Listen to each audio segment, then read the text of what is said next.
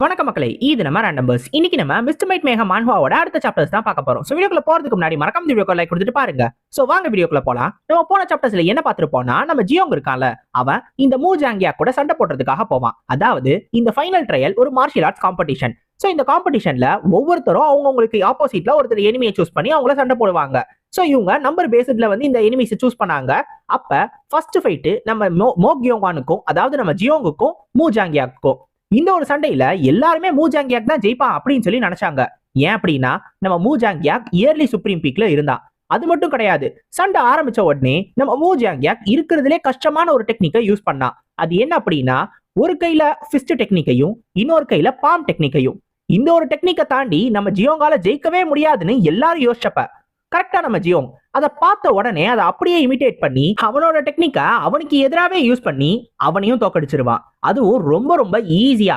ஏன்னா நம்ம ஜியோங் கிட்ட அதிகமான அளவு ஸ்ட்ரென்த், அதிகமான அளவு கீனு எல்லாத்துலயுமே நம்ம ஜியோங் தான் சுப்பீரியர். ஜஸ்ட் டெக்னிக்ல மட்டும் தான் தோக்கடிச்சிருக்க முடியும். ஆனா அந்த டெக்னிக்கையுமே நம்ம ஜியோங் காப்பி பண்ணிட்டதுனால நம்ம மூ ஜாங்கியாக்கால ஒண்ணுமே பண்ண முடியாம ரொம்ப மோசமா தோத்து போயிட்டான்.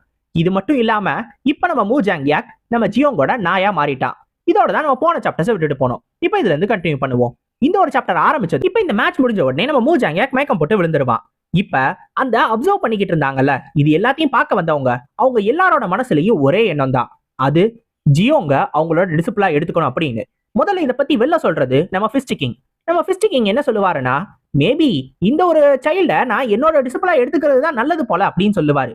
இதை கேட்ட உடனே பிளேட் கிங்க்கு கோவம் வரும். நீங்க என்ன சொன்னீங்க? நீங்க அந்த பிகியூங்க தானே உங்களோட டிசிப்ளா எடுத்துக்கணும்னு வந்தீங்க, அப்புறம் எதுக்காக மாத்தி பேசுறீங்கன்னு கேட்கும்போது, நான் அப்படி சொன்னேன் தான். ஆனா இந்த மாதிரி ஒரு டேலண்டடான பையனை மட்டும் நான் விட்டேன், அதை நான் வாழ்க்கை ஃபுல்லா நினைச்சு ரெக்ரெட் பண்ணுவேன். அதுவும் இல்லாம உங்ககிட்ட தான் ஏற்கனவே நிறைய எக்ஸலண்டான டிசிபிள்ஸ் எல்லாம் இருக்காங்கல்ல, நீங்க இன்னமும் எதுக்கு பேராசப்படுறீங்க கேட்பாரு. இதை கேட்டதும் நம்ம பிளேட் கிங்க்கு ரொம்ப கோவம் வரும். என்னது, என்ன சொன்னீங்க? பேராசப்படுறேனா? நான் பேராசப்படுறேனா அப்படின்னு கேட்ட உடனே இவங்க ரெண்டு பேருக்குள்ளே ஒரு மாதிரி கிளாஷ் ஆக ஆரம்பிச்சிடும். ரெண்டு பேரும் அவங்களோட கீஸை ரிலீஸ் பண்ணிக்கிட்டு இருப்பாங்க. இது பெரிய சண்டையா மாறதுக்குள்ள இதை தடுக்கிறதுக்காக நம்ம டார்க் செக்டர் லீடர் குறுக்க வந்து, இருங்க நான் ஒன்னு சொல்லிக்கிறேன், அதுக்கப்புறம் நீங்க என்ன வேணாலும் முடிவு பண்ணிக்கோங்க. முதல்ல யாரு இந்த ஃபைட்ல, அதாவது இந்த ஃபைனல் ட்ரையல்ல ஃபர்ஸ்ட் வராங்களோ அவங்களே தான் அவங்களோட டீச்சரை முடிவு பண்ணுவாங்க. அப்படி இருக்கிறப்ப நீங்க சண்டை போடுறதுனால எந்த பிரயோஜனமும் கிடையாது. நீங்க எதுக்காக சண்டை போடணும் அப்படின்னு கேட்பாரு. இப்ப இதை கேட்ட உடனே தான் இவங்க ரெண்டு பேருக்குமே புரிய வரும். இப்ப இவங்க எல்லாருமே என்ன முடிவு பண்ணிருப்பாங்கன்னா, நம்ம ஜியோங் தான் கண்டிப்பா டாப் பெர்ஃபார்மரா வருவான் அப்படின்றத முடிவு பண்ணிருவாங்க. அப்படின்னா அவன் தான் அவனோட டீச்சர் யாருன்றத முடிவு பண்ணணும். இவங்களுக்குள்ள சண்டை போடணும்னு எந்த அவசியமும் கிடையாது. இந்த ஒரு காரணத்தினால இவங்களும் இந்த மேட்சஸ் எல்லாம் இப்படியே போகட்டும், நம்ம கொஞ்ச நேரம் பார்ப்போம், போக போக வேற ஏதாவது டேலண்ட்டும் வரலாம் அப்படின்னு நம்ம டார்க் செக்டரோட லீடரும் சொல்லிடுவாரு. இப்ப இவங்க எல்லாரும் பேசி முடிவு பண்ணிட்டாங்க. ஆனா இந்த சவுண்ட் வேலியோட மாஸ்டர் இருக்குல்ல, அந்த அம்மாவுக்கு மட்டும் நம்ம ஜியோங் மேல ஒரு கண்ணு இருந்துகிட்டே இருக்கும். இப்ப மோஹாராங்குக்கும் நம்ம பிகியூங்கான சண்டை ஆரம்பிச்சிடும். அதாவது செகண்ட் ஃபைட். இந்த ஒரு சண்டை ஆரம்பிச்சு இவங்க ரெண்டு பேரும் சீரியஸா சண்டை போட்டுக்கிட்டு இருக்கும் போது நம்ம ஜியோங்குக்கு மட்டும் அவனோட காதுக்கு மட்டுமே ஒரு வாய்ஸ் கேட்கும். என்ன, எப்படி இருக்கு அப்படின்னு. இது கேட்ட உடனே அவனு சுத்தி முத்தி பார்ப்பான், யார் பேசுறதுன்னு. என்னதான் தேடுறியா? உன்னால என்னை கண்டுபிடிக்க முடியாது, அது கொஞ்சம் கஷ்டம் அப்படின்னு அந்த வாய்ஸ் சொல்லும். இது கேட்ட உடனே நம்ம ஜியோங் கொஞ்ச நேரம் கான்சென்ட்ரேட் பண்ணுவான். கரெக்டா திரும்புவான் அந்த சவுண்ட் வேலி மாஸ்டரை பார்த்து. அந்த அம்மா தான் இவனை ஒரு மாதிரி அவனோட காதுக்கு மட்டும் கேட்கற மாதிரி பேசும். இதை பார்த்த உடனே அந்த அம்மாவுக்கு கொஞ்சம் ஆச்சரியமா இருக்கும். இவன் உடனே கண்டுபிடிப்பான்னு அது எதிர்பார்க்கவே இல்லை. இப்ப உடனே இவனை கண்டிப்பா தன்னோட டிசிப்ளா எடுத்துக்கணும்னு அது முடிவு பண்ணிரும். இப்ப நம்ம ஜியோங் கிட்ட மறுபடியும் அதே மாதிரி பேசும். நீ என்னை உடனே கண்டுபிடிச்சதா? என்ன, ரொம்ப ஆச்சரியமா இருக்கா? நான் எப்படி பேசுறேன்னு உனக்கு தெரிஞ்சுக்கணும்னு ஆசையா இருக்கான்னு கேட்கும்போது நம்ம ஜியோங்க தலையாட்டுவா. சரி, நானும் உனக்கு சொல்லித்தரேன். உன்னோட நாக்கு இருக்குல்ல, உன்னோட நாக்கோட உள்பகுதியில லியாங்குவான் மெரிடியன் ஒன்னு இருக்கும். அந்த மெரிடியனை லைட்டா ஸ்ட்ரோக் பண்ணு, அதை வைப்ரேட் பண்ணினா ஒன்னாலையும் இதை பண்ண முடியும் அப்படின்னு சொல்லும். நம்மால் தான் ஜீனியஸ் ஆச்சே, கேட்ட உடனே இமிடேட் பண்ணிடுவான்ல. சோ பிரின்சிபல் என்னன்னு தெரிஞ்சிருச்சா? இப்ப அந்த அம்மாவை பார்த்து இப்படிதானே அப்படின்னு அதே மாதிரி பேசுவான். இதுக்கு ஏதாவது பேர் இருக்கான்னு கேட்கும்போது இந்த அம்மா என்ன சொல்லும்னா, இதோட பேரு வாய்ஸ் டிரான்ஸ்மிஷன். ரெண்டு பேரும் சீக்கிரட்டா பேசிக்கிறதுக்காக இது உருவாக்கப்பட்டது. ஏன்னா மத்தவங்களால இவங்க ரெண்டு பேரும் என்ன பேசிக்கிறாங்கன்றத கண்டுபிடிக்கவே முடியாது. அதுக்காக தான் இதை உருவாக்குறாங்க. சரி, நான் டைரக்டா பாயிண்ட்டுக்கே வந்துடுறேன், சுத்தி வளைக்கலாம் விரும்பல. நீ என்னோட டிசிப்ளா மாறிடு. ஒருவேளை நீ இங்க இருக்கிற அந்த ரெண்டு கிங்கையும் உன்னோட டீச்சரா எடுத்துக்கணும்னு நினைச்சீனா நீ ஒரு முட்டாள்தனமான சாய்ஸை எடுக்கிறேன்னு தான் நான் சொல்லுவேன். ஏன்னா பிளேட் கிங் ஏற்கனவே ஒரு சக்சஸரா முடிவு பண்ணிட்டாரு. ஒருவேளை ஃபிஸ்ட் கிங்க சூஸ் பண்ணணும்னு நினைச்சீனா அவரோட மார்ஷியல் ஆர்ட்ஸை கத்துக்க முடியாம அவனோட டிசிப்ளே கிரிப்பிளா மாறிட்டான். அந்த ஒரு காரணத்தினால நீ என்ன சூஸ் பண்றதுதான் நல்லது.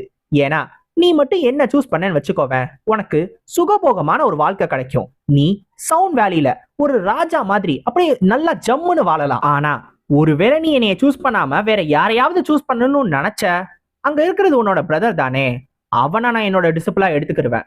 அவனை என்னோட டிசிப்ளா எடுத்ததுக்கு அப்புறம் அவனை ஒரு பொம்மை மாதிரி அவனை ஆட்டி வச்சு எனக்கு எப்ப இன்ட்ரெஸ்ட் போகுதோ அப்ப நான் அவனை தூக்கி போட்டுருவேன்னு சொல்லும் போது நம்ம ஹீரோ சொல்லுவான், பண்ணிக்கோங்க அப்படின்னு. இத அந்த அம்மா எதிர்பார்த்திருக்காது. உடனே நம்ம ஹீரோ என்ன சொல்லுவான்னா, நீங்க அவன் கூட வச்சு எவ்வளவு நேரம் வேணாலும் பொம்மையா விளையாடிக்கோங்க, இல்ல அவனை பக்கத்துல வச்சு கூட விளையாடிக்கோங்க. நீங்க எனக்கு வாய்ஸ் டிரான்ஸ்மிஷன் சொல்லி கொடுத்தீங்கல்ல, அதுக்கான பரிசு இது சரியா அப்படின்னு கேட்பான். அவனோட பிரதரோட பேரை சொல்லி அவனை கண்ட்ரோல் பண்ணிடலாம்னு நினைச்சிச்சு. ஆனா யாருனாலையும் கண்ட்ரோல் பண்ண முடியாத ஒரு ஆள் கிட்ட தான் பேசிக்கிட்டு இருக்குன்னு அந்த அம்மாவுக்கு தெரியாம போயிடுச்சு. இப்ப இந்த சண்டை போயிட்டு இருக்கும் போது நம்ம மூ ஜாங்-யாக் மயக்கத்துல இருந்து எந்திரிச்சிருவான். அவன் எந்திரிச்ச உடனே என்னாச்சு, நான் தோத்துட்டேனா அப்படின்னு சொல்லி கேட்பான். இப்போ உடனே மோ கியூச்சனும் நீ நல்லாதான் சண்டை போட்டோன்னே நம்ம மூ ஜாங்-யாக் அந்த இடத்துல இருந்து எந்திரிச்சு போய் நேரா நம்ம ஜியோங்க பாக்குறதுக்காக போவான். நம்ம ஜியோங் முன்னாடி போயிட்டு மண்டி போட்டு, நான் உங்கள்கிட்ட சொன்னேன், நான் ஒருவேளை தோத்தேனா உங்களோட நாயா மாறிடுறேன் அப்படின்னு. இது என்னோட தோல்விதான். நான் உங்களை என்னோட மாஸ்டரா சர்வ் பண்ணுவேன். என்னோட காலம் ஃபுல்லா நீங்க தான் என்னோட மாஸ்டர் அப்படின்னு சொல்லுவான். இது கேட்டோன்னே இருக்கிறதுலேயே யாருக்கு தெரியுமா இது ரொம்ப அதிர்ச்சியா இருக்கும், நம்ம மோ கியூச்சனுக்கு. நம்ம மோ கியூச்சன் இவன் எதுக்கு இப்படி சொல்றான் அப்படின்னு சொல்லி யோசிச்சுக்கிட்டு இருப்பான். இந்த நேரத்துல அந்த சண்டையும் முடிஞ்சிரும். சண்டையில ஜெயிச்சது மோஹாராங் தான். இப்ப அடுத்த சண்டை நம்ம மோ கியூச்சனுக்கும் யோம்காவுக்கும். இந்த சண்டைக்காக நம்ம மோ கியூச்சனை கூப்பிட்டுக்கிட்டு இருப்பாங்க.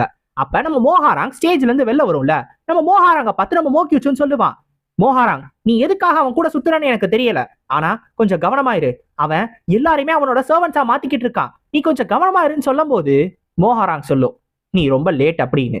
இப்ப மோஹாராங்கும் நேரா போயிட்டு அவன் கிட்ட தான் ரிப்போர்ட் பண்ணும். இப்ப இத பார்த்த உடனே நம்ம மோ கியூச்சனுக்கு ஒரு மாதிரி அதிர்ச்சியா இருக்கும். நேரா ஜியோங் கிட்ட போய் நீ என்ன பண்ண, எல்லாரும் எதுக்காக உனக்கு அடிமையா இருக்காங்க அப்படின்னு கேட்டுக்கிட்டு இருக்கும் போதே நம்ம வேலி மாஸ்டர் மோ கியூச்சன் டைம் ஆயிடுச்சு ஸ்டேஜ்குள்ள வா அப்படின்னு சொல்லிடுவாரு. இப்ப நம்ம மோ கியூச்சனும் வேற வழியே இல்லாததுனால ஸ்டேஜ்க்கு போவான். இப்ப நம்ம மோ கியூச்சன் என்ன யோசிப்பானா, இவங்க எல்லாரும் தேர்ட் ட்ரையலுக்காக ஒரு இடத்துல ரெஸ்ட் எடுக்கிறதுக்காக இருந்தாங்கல்ல, அந்த ஒரு இடத்துல இருந்து எல்லாமே தப்பா தான் போக ஆரம்பிச்சிச்சு. நம்ம மோ கியூச்சனு அவன் நினைச்ச மாதிரி எதுவுமே அவனுக்கு நடக்கவே இல்லை. இப்ப இந்த மோ கியோன்வான அவன் தடுக்கணும்னு மட்டும்தான் நினைச்சான். அவன் தப்பான பாதைக்கு போயிடக்கூடாதுன்னு மட்டும்தான் நினைச்சான். ஆனா இப்ப அதுக்கு ஒரு சின்ன ஹோப் கூட அவனுக்கு இல்ல. ஒரு அப்சல்யூட்டான டேலண்ட். இங்க இருக்கிறவங்க எல்லாருக்குமே மோ கியோன்வான் தான் வேணும். அவனை சுத்தி இருக்கிறவங்க எல்லாருமே மோ கியோங்வான் மட்டும் தான் சொல்லிக்கிட்டு இருக்காங்க. அதாவது மோ கியூச்சனை சுத்தி இருக்கிறவங்க எல்லாரும். ஆனா அவனோட கம்பேர் பண்ணும்போது நம்ம மோ கியூச்சன் ஒண்ணுமே இல்லைன்னு சொல்லி யோசிச்சுக்கிட்டு இருப்பான். அவனால இனிமேல் அவனை தடுக்க முடியுமா அப்படின்னு அவனுக்கே டவுட் வர ஆரம்பிச்சிடும். இப்ப மோ கியூச்சனுக்கும் யோம்காவுக்கான சண்டை முடிவுக்கு வந்துடும். சோ சண்டையெல்லாம் பெருசா காட்ட மாட்டாங்க. சண்டையில ஜெயிச்சது யார் அப்படின்னா நம்ம மோ கியூச்சன் தான். நம்ம யோம்கா கீழே விழுந்துருவான். இப்ப இந்த சண்டை முடிஞ்ச உடனே சுத்தி இருக்கிறவங்க எல்லாருமே இந்த மோ கியூச்சனையும் யோம்காவையும் பாராட்டுவாங்க. ரெண்டு பேருமே நல்லா தான் சண்டை போட்டாங்க அப்படின்னு. அதுலயும் முக்கியமா நம்ம யோம்கா கிட்ட எக்ஸ்பீரியன்ஸ் இருந்துச்சு. சோ அந்த ஒரு எக்ஸ்பீரியன்ஸை யூஸ் பண்ணி ஒரு மார்ஷியல் மாஸ்டர், ஒரு மெச்சூரான ஆளு சண்டை போட்டா எப்படி சண்டை போடுவானோ அந்த மாதிரி எல்லா மூவையுமே கால்குலேட்டடா யூஸ் பண்ணான். ஆனா நம்ம மோ கியூச்சன் கிட்ட சிம்பிளா டேலண்ட் அதிகம். அந்த ஒரு காரணத்தினால தன்னோட சென்சஸை மட்டும், தன்னோட இன்ட்யூஷனை மட்டும் நம்பியே நம்ம மோ கியூச்சன் இந்த ஃபைட்டை எடுத்துட்டு போயிருக்கான். அந்த ஒரு இதுல நம்ம மோ கியூச்சன் ஜெயிச்சிட்டான். அவன் கொஞ்சம் சுப்பீரியரா இருந்தான், அவ்வளவுதான். இப்ப இவங்க ரெண்டு பேரையும் பாராட்டிக்கிட்டு இருக்கும் போது நம்ம மோ கியூச்சனோட நிலைமை ஒரு மாதிரி மோசமாக ஆரம்பிச்சிடும். அதை பார்த்த உடனே எல்லாருக்கும் புரிஞ்சிடும் நம்ம மோ கியூச்சன் கிட்ட ஏதோ ஒன்று தப்பா இருக்கு அப்படின்னு. அவனை ஒரு மாதிரி அவனாலே கண்ட்ரோல் பண்ண முடியாது. நம்ம பிளேட் கிங்கு அப்பதான் யோசிப்பாரு, அவனோட கீ டக்குன்னு 2 மடங்கா மாறிடுச்சு அப்படின்னு. இது ஏதோ ஒரு அன்ஆர்த்தடாக்ஸ் டெக்னிக்கா இருக்குமோ அப்படின்னு நம்ம ஃபிஸ்ட் கிங்குக்கு ஒரு டவுட் இருக்கும். இவங்க எல்லாருமே கண்டிப்பா நம்ம மோ கியூச்சனை நியூட்ரலைஸ் பண்ணணும் அப்படின்னு சொல்லி முடிவு பண்ணிடுவாங்க. அப்பதான் நம்ம ப்ளூ ஸ்பிரிட் சொல்லும், அவன் பர்செக்கா போக போறான் அப்படின்னு. ஒருவேளை ஏதாவது தப்பாச்சுன்னா அவனோட வெயின்ஸ் எல்லாமே உடஞ்சு போய் அவன் செத்து போறதுக்கு வாய்ப்பு இருக்கு அப்படின்னு. இப்ப இதை சொன்ன உடனே நம்ம ஹீரோ சொல்லுவான், அவன் செத்துட்டான் அப்படின்னு. நீ என்ன சொல்ற, அவன் இன்னும் சாகல, அவன் இன்னும் உயிரோட தானே இருக்கான்னு சொல்லும் போது, இல்ல நான் அவனை பத்தி சொல்லல, அவன் செத்துட்டான் அப்படின்னு சொல்றேன்னு நம்ம ஹீரோ சொல்லுவான். ஆக்சுவலா நம்ம ஹீரோ சொல்றது யோம்காவை பத்தி. நம்ம மாங்கும் நம்ம ஹீரோ பக்கத்துல வந்து நின்றுகிட்டு இருக்கோம். இப்ப நம்ம வேலி மாஸ்டரும் நம்ம யோம்காவை செக் பண்ணி பார்த்துட்டு அவன் செத்துட்டான் அப்படின்னு எல்லாருக்கும் சொல்லுவாரு. இது கேட்ட உடனே நம்ம மோ கியூச்சனுக்குமே ஒரு மாதிரி அதிர்ச்சியா இருக்கும். ஆக்சுவலா நம்ம யோம்கா சாதாரணமா செத்துருக்க மாட்டான். அவனோட வெயின்ஸ் இருக்குல்ல, அது எல்லாமே ரப்சர் ஆகி செத்துருப்பான். ஒரு மாதிரி கொடூரமா அது எல்லாமே வெடிச்சிருக்கும். அப்படியே அதிகப்படியான பிரஷர் கொடுத்தா வெடிக்கும்ல, அந்த மாதிரி நம்ம மோ கியூச்சனோட எல்லா பஞ்சஸ்க்கும் அவனோட எல்லா வெயின்ஸ்மே வெடிச்சிருக்கும். அந்த ஒரு காரணத்தினால அவனோட கீயையும் அவனால ஒழுங்கா சர்க்குலேட் பண்ண முடியாம போனதுனால தான் அவன் செத்து போயிட்டான். இதை பார்த்தோன்னே நம்ம ப்ளூ ஸ்பிரிட்க்கு கொஞ்சம் ஆச்சரியமா இருக்கும். ஆக்சுவலா நம்ம யோம்காவை அடிச்சு கொள்ற அளவுக்கு நம்ம மோ கியூச்சனுக்கு ஸ்ட்ரென்த் இருந்திருக்கு. இதுக்கான காரணம் நம்ம ஹீரோ எழுதி கொடுத்த அந்த கல்டிவேஷன் டெக்னிக் தான். அந்த கல்டிவேஷன் டெக்னிக்கு இந்த மாதிரி ஒரு எஃபெக்ட் இருக்கு அப்படின்றத நம்ம ஹீரோவே அப்ப எதிர்பார்த்திருக்க மாட்டான். அவன் சும்மா ஏதோ அவனை ஏமாத்தணும் தான் எழுதி கொடுத்தான். ஆனா உண்மையிலேயே அது பவரை இன்க்ரீஸ் பண்றதுக்காக ஒன்னா இருந்திருக்குன்றது அவனுக்கு தெரிஞ்சிருக்காது. ஆனா என்னதான் பவரை இன்க்ரீஸ் பண்ணாலும் நம்ம மோ கியூச்சூனுக்கு இது ரொம்ப அதிர்ச்சியா இருக்கும். அவன் அடிச்ச ஒரு ஆளு, அவன் கூட சண்டை போட்ட ஒரு ஆளு செத்து போயிட்டான். அதுக்கு காரணமும் அவன்தான். இதை பார்த்த உடனே அவனுக்கு ஒரு மாதிரி அவனோட கண்ட்ரோலை மீறி அவன் போயிருவான். ஏற்கனவே அவனோட மைண்டு ஸ்டேபிளா இல்ல. அவன் ஏற்கனவே ஹீரோவை பத்தி யோசிச்சுக்கிட்டே இருக்கான்.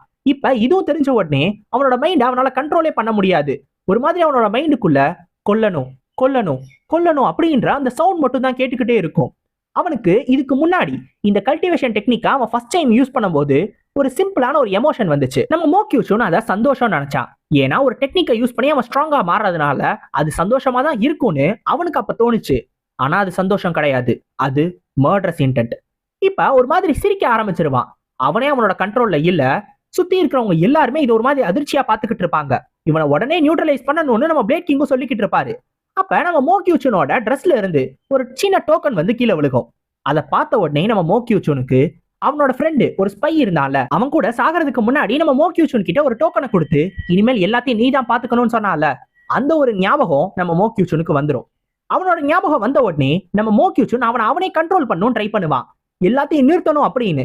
ஆக்சுவலா அவனோட மைண்டுக்குள்ள லிட்டரலா ஒரு 2 வாய்ஸ் பேசிக்கிட்டு இருக்கும். ஒன்னு அவனோட மர்டரஸ் இன்டென்ட், கொல்லணும் கொல்லணும் கொல்லணும்னு சொல்லிக்கிட்டு இருக்கும். இன்னொரு பக்கம் அவனோட ரீசன், அது நிறுத்து நிறுத்து நிறுத்துன்னு சொல்லிக்கிட்டு இருக்கும். கிட்டத்தட்ட அவன் உள்ள அவனுக்குள்ளேயே சண்டை போட்டுக்கிட்டு இருப்பான். இப்ப நம்ம ஹீரோவோட ஞாபகமும் அவனுக்கு வரும். இது எல்லாத்தையுமே ஹீரோவை தடுக்கணும்ன்றதுக்காக தான் அவன் பண்றான் அப்படின்னு தெரிஞ்ச உடனே அவனை கண்ட்ரோல் பண்ணணும்னு முடிவு பண்ணுவான். எப்படியோ ரைஸ் ஆகிற கீ எல்லாத்தையும் குறைச்சு அந்த மர்டரஸ் இன்டென்ட் எல்லாத்தையுமே குறைச்சு நம்ம மோ கியூச்சூன் திரும்பி நார்மலா மாறிடுவான். இதை பார்த்தோன்னே நம்ம ஃபிஸ்ட் கிங்குக்கே கொஞ்சம் ஆச்சரியமா இருக்கும். ஏன்னா இந்த மாதிரி பர்சக்கா போக போறவன் அவனோட ரீசனை இழந்து ஒரு மாதிரி ஸ்டேபிளா இல்லாதவனால அவனாலே திருப்பியும் கண்ட்ரோலுக்கு வரவே முடியாது. ஆனா இவன் கண்ட்ரோலுக்கு வந்திருக்கான். இது உண்மையிலே ஒரு ரிமார்க்கபிளான விஷயம் அப்படின்னு சொல்லி தான் அவர் சொல்லிக்கிட்டு இருப்பாரு. இப்ப நம்ம ப்ளூ ஸ்பிரிட்டும் சொல்லும், நீ இவன் கூட தான் ஃபைனல்ஸ்ல சண்டை போட போற அப்படின்னு. நம்ம ஹீரோவும் அடுத்த ஃபைட்க்கு ரெடி ஆயிடுவான். அடுத்த ஃபைட் அவனுக்கு மோஹாராங் கூட. இந்த ஃபைட்டை பத்தி நம்ம வேலி மாஸ்டர் சொல்ல வரும்போது நம்ம மோஹாராங் இந்த ஃபைட்ல இருந்து நான் குவிட் பண்ணிக்கிறேன் அப்படின்னு சொல்லிடும். அது சண்டையே போட வேணாம்னு முடிவு பண்ணிடும். ஏன்னா ஹீரோ கூட சண்டை போட்டா என்ன நிலைமை ஆகுன்றது அதுக்கு தெரியும். அதனாலதான் அது வேணான்னு முடிவு பண்ணிடும். அடுத்து எந்த ஒரு சண்டையும் இல்லாததுனால டைரக்டா ஃபைனல்ஸ் நடத்தணும்னு முடிவு பண்ணிடுவாங்க. இப்ப 2 பேரும் ஸ்டேஜ்குள்ள வர ஆரம்பிச்சிருவாங்க. நம்ம பிளேட் கிங்க்கெல்லாம் இது ஒரு மாதிரி ஆச்சரியமா இருக்கும். ஏன்னா கார்ஸ் பிளட் வேலியோட வரலாற்றிலேயே இந்த மாதிரி ஒரு விஷயத்த இது வரைக்கும் யாருமே பார்த்திருக்கவே மாட்டாங்க. 2 ஆர்த்தடாக்ஸை சேர்ந்த பசங்க 2 பேருமே பிரதர்ஸ் அவங்களுக்குள்ள அடிச்சுக்க போறாங்க, அதுவும் ஃபைனல்ஸ்ல. இது கார்ஸ் பிளட் வேலியோட ஒரு ரிசல்ட்டா இருக்க போகுது அப்படின்றத அவங்க யாருமே எதிர்பார்க்கவே இல்லை. இப்ப 2 பேருமே ஸ்டேஜ்க்கு வந்துருவாங்க. இவங்க 2 பேருக்குள்ளதான் சண்டை வரப்போகுது. சண்டை ஆரம்பிக்கட்டும் அப்படின்னு நம்ம வேலி மாஸ்டர் சொன்னதும் முதல்ல நம்ம மோ கியூச்சூன் தான் மோ கியோங்வானை பத்தி பேச ஆரம்பிப்பான். அவன் என்ன சொல்லுவான் அப்படின்னா, ஒரு ஆர்த்தடாக்ஸோட மெம்பரா நீ பண்ணக்கூடாத நிறைய தப்ப பண்ணிட்ட. அதனாலதான் நான் இப்பவே உன்னை இத்தோட நிப்பாட்ட போறேன். எனக்கு உன்னை பீட் பண்றதுக்கான ஸ்கில்ஸ் வேணா இல்லாம இருக்கலாம். ஆனா நீ எனக்கு சொல்லி கொடுத்தியே அந்த வுட்ஹார்ட் டிரான்ஸ்ஃபர்மேஷன் டெக்னிக், அந்த டெக்னிக்கு ஏதோ ஒரு காரணத்தினால அதுக்கு ஒரு சைடு எஃபெக்ட் இருக்கு. எனக்கும் சரி என்னோட ஆப்போனண்ட்டுக்கும் சரி. அந்த ஒரு காரணத்தினால என்னோட கண்ட்ரோலை மீறி நான் உன்னை கொல்றதுக்கு நிறைய வாய்ப்பு இருக்கு. அதனால இதை இத்தோட நிறுத்திக்கலாம் அப்படின்னு சொல்லுவான். இப்பதான் நம்ம ஜியோங்கும் தன்னோட கோஸ்டை ஆக்டிவேட் பண்ணுவான். அது என்னடா அது கோஸ்டை எப்படின்னு சொல்லி கேட்டீங்கன்னா, அந்த மூன் ஷாமான் கூட ஆரம்பத்திலேயே நம்ம ஜியோங் ஒரு சண்டை போட்டால ஆரம்ப கட்டத்துல. சோ அப்படி ஒரு சண்டையை போடும்போது நல்லா நோட் பண்ணீங்கன்னா தெரியும், அந்த பொண்ணோட ஒரு கண்ணு மட்டும் வித்தியாசமா இருக்கும். சோ இதுதான் கோஸ்டை. இந்த ஒரு கோஸ்டையை வச்சு நார்மல் பீப்புளால நார்மல் கண்ணால பார்க்க முடியாத எந்த ஒரு விஷயத்தையும் நம்மளால பார்க்க முடியும். அதாவது நார்மலா தெரியாத நிறைய விஷயங்கள் இந்த கோஸ்டைல தெரியும். அது மூலமா நம்மளால கீயோட ஃப்ளோவையுமே பார்க்க முடியும். சோ இப்போ இதை யூஸ் பண்ணி நம்ம மோ கியூச்சனோட கீயோட ஃப்ளோவை நம்ம மோ கியோங்வான் செக் பண்ணுவா. இப்போ நம்ம ஜியோங்கே அவனோட கண்ணால பார்ப்பான். இந்த மோ கியூச்சனோட உடம்புல இருக்கிற அந்த கீ இருக்குல்ல, அது சண்டைக்கு நடுவுல 2 மடங்கா ஆயிருக்கும். சோ இந்த ஒரு கீ அவன் அட்டாக் பண்ணும்போது ஆப்போனண்டோட உடம்புக்குள்ள போயிருது. அப்படி போய் ஆப்போனண்டோட அந்த கீயை ஃப்ளோவை டிஸ்டர்ப் பண்ணி அது மூலமா அவங்களோட வெயின்ஸை மொத்தமா வெடிக்க வச்சிருது. ஏன்னா இதோட பவர் கொஞ்சம் ரொம்ப அதிகமா இருக்கும்ல, அந்த ஒரு காரணத்தினால அவங்களோட வெயின்ஸால இதை தாங்க முடியாது. அதனால வெயின்ஸ் வெடிச்சு போய் அவங்க செத்து போயிருவாங்க, நம்ம யோங்கா மாதிரி. இது நம்ம ஜியோங்க பொறுத்த வரைக்கும் உண்மையிலே ஒரு ஆச்சரியமான விஷயம் தான். ஏன்னா அவனோட கையால அவனே மாத்தின சேஞ்சஸ்னால இப்படி ஒரு பெரிய எஃபெக்ட் அவனால கொண்டு வர முடியும்னு அவனுக்கே தெரியாது. மார்ஷியல் ஆர்ட்ஸ்ல அவன் நினைச்சதை விட இன்னும் அதிகமான டெப்த் இருக்குன்றத அவன் இப்பதான் புரிஞ்சுக்கிருவான். இது ரொம்ப இன்ட்ரெஸ்டிங்கா இருக்கும்னு நினைப்பான். ஆனா அவனுக்கு இப்போ ஒரு விஷயத்த பார்க்கணும்னு தான் ரொம்ப ஆர்வமா இருக்கும். அது என்னன்னு தெரியுமா? இப்ப இந்த மோ கியூச்சுன் இன்னும் பர்சக்கா போனா எப்படி இருக்கும்? சூப்பரா இருக்கும்ல. ஆனா அதுல ஒரு பிரச்சனை இருக்கு. இந்த மோக்யூச்சுன் தன்னை கொல்லக்கூடாதுன்னு நினைக்கிறான். சோ கண்டிப்பா அந்த டெக்னிக்கை யூஸ் பண்ண வேணாம் தான் நினைப்பான். அப்ப அவனை யூஸ் பண்ண வைக்கணும்னா அதுக்கு என்ன பண்ணணும்? அவனை இவன் கூட உண்மையா சண்டை போட வைக்கணும்னா அதுக்கு அவனை கொஞ்சம் வெறுப்பேத்தினா போதும். கண்டிப்பா அந்த டெக்னிக்கை அவனே யூஸ் பண்ணிடுவான். ஆனா அந்த ஒரு விஷயம் தான் நம்ம ஜியோங்குக்கு கைவந்த கலையாச்சே. இப்ப அதையும் பண்ண ஆரம்பிப்பான். ஆமா ஆமா, அந்த அக்குமுலேஷன் டெக்னிக் தானே, அது உண்மையிலே ரொம்ப ரொம்ப சூப்பரா தான் இருக்கு. அது இந்த மாதிரிலாம் நடக்கும்னு நானே எதிர்பார்க்கவே இல்லை. ஆனா அதுல சைடு எஃபெக்ட் இருக்குன்றது எனக்கு ஏற்கனவே தெரியுமே அப்படின்னு சொல்லுவான். நம்ம மோக்யூச்சுனுக்கு ஒண்ணுமே புரியாது. என்ன சொல்ற அப்படின்னு கேட்கும்போது, ஏன்னா அந்த டெக்னிக் தான் உண்மையே கிடையாது, அது ஒரு போலி. இது கேட்டதும் நம்ம மோக்யூச்சுன், இப்ப நீ என்ன சொன்ன? நீ எனக்கு ஒரு போலியான அக்குமுலேஷன் டெக்னிக்கையா சொல்லியிருக்க? அப்ப நான் செத்தா கூட இவன் கவலைப்பட்டதே இல்லையா அப்படின்னு சொல்லி யோசிச்சு அதனாலே அவனுக்கு கோவம் அதிகமாகி நம்ம மோக்யோங்வான அடிக்கிறதுக்காக வருவான். ஆனா அவன் அடிதான் வாங்குவான். நம்ம ஜியோங் அவனை பார்த்து சொல்லுவான், உனக்கு இது கூட தெரியலையா என்ன? என்ன உன்னால இவ்வளவுதான் முடியுமா அப்படின்னு. நம்ம மோக்யூச்சுனால ஒண்ணுமே பண்ண முடியாது. அவனுக்கு தெரிஞ்ச எல்லா மூவ்ஸையும் யூஸ் பண்ணுவான். ஆனா எல்லாத்தையும் நம்ம மோக்யோங்வான் ரொம்ப ஈஸியாவே கவுண்டர் பண்ணுவான். நம்ம ஜியோங்கோ அவனை வெறுப்பேத்துற மாதிரி, இவ்வளவு வீக்கா இருந்தும் உன்னால என்ன பண்ண முடியும்? நீ வேணா அதை யூஸ் பண்ணி பாரு, அந்த அக்குமுலேஷன் டெக்னிக்க அப்படின்னு. நம்ம மோக்யூச்சனோட மனசுல பதில்கள் இல்லாம நிறைய கேள்விகள் மட்டும் ஓடிக்கிட்டே இருக்கும். தன்னால ஏன் அவனை தொடவே முடியல? தங்களுக்குள்ள இருக்கிற டிஃபரன்ஸ் அவ்வளோ பெருசா என்ன? தன்னால அவனை தொடவே முடியாதா? அப்ப இத்தனை நாளா நான் போட்ட ட்ரைனிங்லாம் என்ன? இவ்வளோ காலமா நான் இதுக்காக எவ்வளவோ கஷ்டப்பட்டிருக்கேனே, அதெல்லாம் என்ன?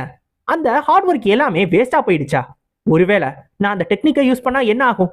ஆனா அந்த டெக்னிக் அவன் யூஸ் பண்ணானா கொல்லணும் அப்படின்ற ஒரு எண்ணம் மட்டும் தான் அவனோட மனசுக்குள்ள ஓடிக்கிட்டே இருக்கும். ஒரு பக்கம் இந்த அக்குமுலேஷன் டெக்னிக்கை இதை வந்து சொல்லும் போது நம்ம ஜியோங்கு உண்மையிலே ஜெனியூனா இவன் மேல பாசம் காட்டுற மாதிரி தான் இதை சொன்னான். ஒரு பக்கம் அதுவும் ஓடும். இன்னொரு பக்கம் இப்ப இவனை பார்த்து ஜியோங் சொன்னான், இந்த டெக்னிக் ஃபேக் அப்படின்னு.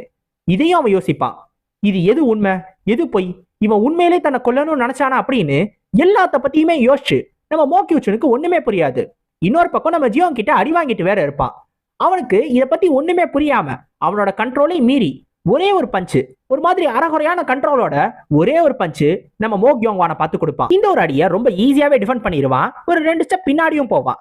இருந்தாலும் கையை உதறி விட்டுட்டு, என்ன உன்னால இவ்வளோதான் உண்மையிலே முடியுமா? அதுவும் கரெக்ட் தான். ஏன்னா நீ ஒன்னும் நார்மலா பிறந்தவன் கிடையாது. உன்கிட்ட இருந்து வேற என்ன நான் எதிர்பார்க்கறது அப்படின்னு கேட்பான். நம்ம மோக்யூச்சுன் தன்னோட வாழ்க்கை ஃபுல்லா எதை கேட்க கூடாது, எதை கேட்டா அவனுக்கு கோவம் வருமோ அந்த ஒரு விஷயத்தை தான் நம்ம ஜியோங் இப்ப சொல்லியிருக்கான். இதை கேட்டதும் அவனோட ரீசனிங் அவனை விட்டு போயிடும். இப்ப நம்ம ஜியோங்க பார்த்து சொல்லுவான், ஆரம்பத்துல நான் இதை சுத்தமா நம்பவே இல்லை. நீ எனக்கு உண்மையான டெக்னிக்கை கொடுப்பேன்னு நான் நம்பவே இல்லை. இருந்தாலும் அதை நம்பிதான் ஆகணும்னு நானே எனக்குள்ள ஒரு நம்பிக்கையை வளர்த்துக்கிட்டேன். ஏன்னா நீ உண்மையாவே பேசுன அப்படின்னு எனக்கு அப்ப தோணுச்சு. அந்த டெக்னிக்கை நான் யூஸ் பண்ணேன். அந்த டெக்னிக்கை யூஸ் பண்றதை தவிர அப்ப எனக்கு வேற வழியும் இல்லாம தான் இருந்துச்சு. அந்த டெக்னிக்கை யூஸ் பண்ணும்போது நான் உண்மையிலே பவர்ஃபுல்லா ஃபீல் பண்ணேன். இப்ப இதை தான் யூஸ் பண்ண போறேன்னு சொல்லுவான். இப்ப அவனோட மைண்டுக்குள்ள கொல்லணும் அப்படின்ற எண்ணத்தை தவிர வேற எதுவுமே ஓடாது. நம்ம ஜியோங்கோட கண்ணுக்கு அவனை பார்க்கும்போது நல்லாவே தெரியும், அவனோட கீ அந்த யோங்காவை சண்டை போட்டதை விட அதிகமா இருக்கு. 2 மடங்கு இல்ல 3 மடங்கு அதிகமா இருக்கு. இப்ப இந்த கீயோட நம்ம ஜியோங்க அடிக்கிறதுக்காக பொறுமையா நடக்க ஆரம்பிப்பான். இதை பார்த்ததுமே அங்க இருக்கிற நம்ம பிளேட் கிங்க்கும் ஃபிஸ்ட் கிங்க்கும் புரிஞ்சு போயிடும், இந்த மேட்சை இனிமேலும் கண்டினியூ பண்ண விடக்கூடாது, உடனே தடுத்தாகணும்னு அவங்களும் ஜம்ப் பண்ணி ஓடி வர ஆரம்பிப்பாங்க. இன்னொரு பக்கம் நம்ம மோக்யூச்சுன் ஓட ஆரம்பிப்பான். நம்ம மோக்யூச்சுன் ஓட ஓட சுத்தி இருக்கிற ஸ்டேஜே அப்படியே உடைய ஆரம்பிக்கும். ஏன்னா அந்த அளவுக்கு ஒரு கீயை ரிலீஸ் பண்ணிட்டு தான் அவன் ஓடி வந்துகிட்டு இருப்பான். இப்ப ரொம்ப வேகமா ஓடி வந்து நம்ம ஜியோங்க மூஞ்சியிலேயே ஒரே ஒரு பஞ்சு, தன்னோட மொத்த பவரையும் அந்த ஃபிஸ்ட்ல போட்டு வெறும் ஒரு பஞ்சு தான் கொடுப்பான். நம்ம ஜியோங்க அந்த அடியை எந்த விதமான பிளாக்கும் எதுவுமே பண்ண மாட்டான். அந்த அடியை அப்படியே வாங்கிக்கிடுவான்.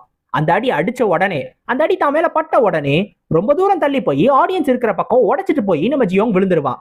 இப்ப இந்த அடி அடிச்ச உடனே கரெக்டா இந்த நேரத்துக்கு நம்ம பிளேட் கிங்கும் ஃபிஸ்ட் கிங்கும் அந்த இடத்துக்கு வந்து நம்ம மோக்யூச்சுனை பிடிச்சிருவாங்க. அப்பயும் நம்ம மோக்யூச்சுன் செத்துப்போன்னு அப்படியே சிரிக்க ஆரம்பிச்சிருவான். இப்ப நம்ம ஜியோங்க பார்த்து ப்ளூ ஸ்பிரிட் கேட்கும், என்ன மோர்டல் இன்னும் உயிரோட இருக்கே அப்படின்னு. நம்ம ஜியோங்க பதிலுக்கு, ஏதோ இருக்கேன், ஆனா அதை விட ஒரு முக்கியமான விஷயம் என் கையில கிடைச்சிருச்சு அப்படின்னு தன்னோட கையை பார்ப்பான். அதுல நம்ம மோக்யூச்சினோட அந்த கீ அவனோட கையில ஓடிக்கிட்டு இருக்கும். இதை பார்த்ததோ அவ்வளவுதான், இது எனக்கு கிடைச்சிருச்சுல அப்படின்னு சொல்லுவான். இப்ப நம்ம மோக்யூச்சனை அவங்க பிடிச்சு வச்சிருக்காங்கல்ல, அப்ப நம்ம பிளேட் கிங்க்கு ஒரு விஷயம் நல்லாவே தெரியும், இப்படியே போச்சுன்னா நம்ம மோக்யூச்சன் கீ பிளாக்கேஜ் வந்து அவனாவே செத்து போயிருவான்னு. சோ அவனை கண்ட்ரோல் கீழ கொண்டு வரணும்னு சொல்லி நம்ம பிளேட் கிங்கும் ஃபிஸ்ட் கிங்கும் அவங்களால முடிஞ்ச எல்லாத்தையும் பண்ணுவாங்க. ஆனா அவனை கண்ட்ரோலே பண்ண முடியாது. அவனோட கீ ஒரு கட்டத்துக்கு மேல அதுவாவே வெளில ரிலீஸ் ஆக ஆரம்பிச்சிடும். அப்படியே வெளில வந்து அப்படியே போக ஆரம்பிச்சிடும். அந்த மாதிரி ஸ்ப்ரெட் ஆக ஆரம்பிச்சிடும். இப்ப நம்ம டார்க் செக்டரோட லீடரும் அவரால் முடிஞ்ச எதையாவது பண்ணணும்னு சொல்லி அவனோட அக்கு பாயிண்ட்ஸை பிரஸ் பண்ணணும்னு நினைப்பாரு. கீயை பிளாக் பண்ணணும்னு அவரே ட்ரை பண்ணுவாரு. ஏன்னா கீயோட ஃப்ளோவை தடுக்கணும்ல, இல்லைன்னா அவனோட வெயின்ஸ் வெடிச்சு போயிரும்னு. ஆனா அவர் அக்கு பாயிண்ட்ஸை பிரஸ் பண்ணலாம் ட்ரை பண்ணும்போது தான் அவனோட வெயின்ஸ் எல்லாமே ட்விஸ்டா இருக்கிறத கவனிப்பாரு. சோ தன்னாலே ஒண்ணுமே பண்ண முடியாது அப்படின்னு அவரும் சொல்லிடுவாரு. இப்ப என்னதான் பண்றது, இப்படியே போச்சுன்னா அவன் செத்து போயிருவானே நினைக்கும் போது நம்ம சவுண்ட் வேலியோட மாஸ்டர் தான் வந்து தன்னோட சவுண்ட் டெக்னிக்கை யூஸ் பண்ணி அவனோட காதுக்குள்ள ரொம்ப ஹை ஃப்ரீக்வன்சியான ஒரு சவுண்டை யூஸ் பண்ணும். அதனால அவனோட மூளைக்குள்ள டக்குன்னு ரிங் ஆகிற மாதிரி ஒரு சவுண்ட் கேட்டு அதுக்கே அவன் மயக்கம் போட்டு விழுந்துருவான். இப்ப அவனை ஓரளவு கண்ட்ரோல் கீழே கொண்டு வந்துட்டாங்க. அவன் கொஞ்சம் ஸ்டேபிளா தான் இருக்கான். ஆனா அப்பயும் அவன் கிட்ட ஒரு பிரச்சனை இருக்கு. நம்ம பிளேட் கிங் யோசிப்பாரு. அது என்ன அப்படின்னா, அவனோட வெயின்ஸ் எல்லாமே நிறைய ட்விஸ்டா இருக்கு, நிறைய வெடிச்சு போயிருக்கு. அவனோட டான்டியானே ஒரு மாதிரி மோசமான நிலைமையில தான் இருக்கு. அந்த ஒரு காரணத்தினால அவன் கொஞ்ச நாளைக்கு மார்ஷியல் ஆர்ட்ஸே பிராக்டிஸ் பண்ணாம அவன் ரெக்கவர் ஆகிறதுல மட்டும் கவனத்தை செலுத்தணும். இப்ப இது எல்லாத்தையும் யோசிக்கும் போது தான் நம்ம பிளேட் கிங்க்கு இன்னொரு முக்கியமான விஷயம் ஞாபகம் வரும். அது என்னன்னா, அந்த இன்னொருத்த என்ன அப்படின்னு சொல்லி டக்கு நம்ம மோக்யோங்கான் பக்கம் திரும்பி பார்ப்பாரு. பார்த்தா அவன் எதுவுமே ஆகாத மாதிரி எந்திரிச்சு நின்றுவான். நம்ம ஜியோங்க தவிர இந்த ஒரு அடியா அந்த ட்ரைனிஸ்ல வேற யார் வாங்கியிருந்தாலும் சரி அவங்க கண்டிப்பா செத்துருப்பாங்க. ஆனா நம்மால என்னமோ இது அப்படியே டேங்க் பண்ணிட்டு அப்படியே எதுவுமே ஆகாத மாதிரி எந்திரிச்சு நின்றுட்டான்.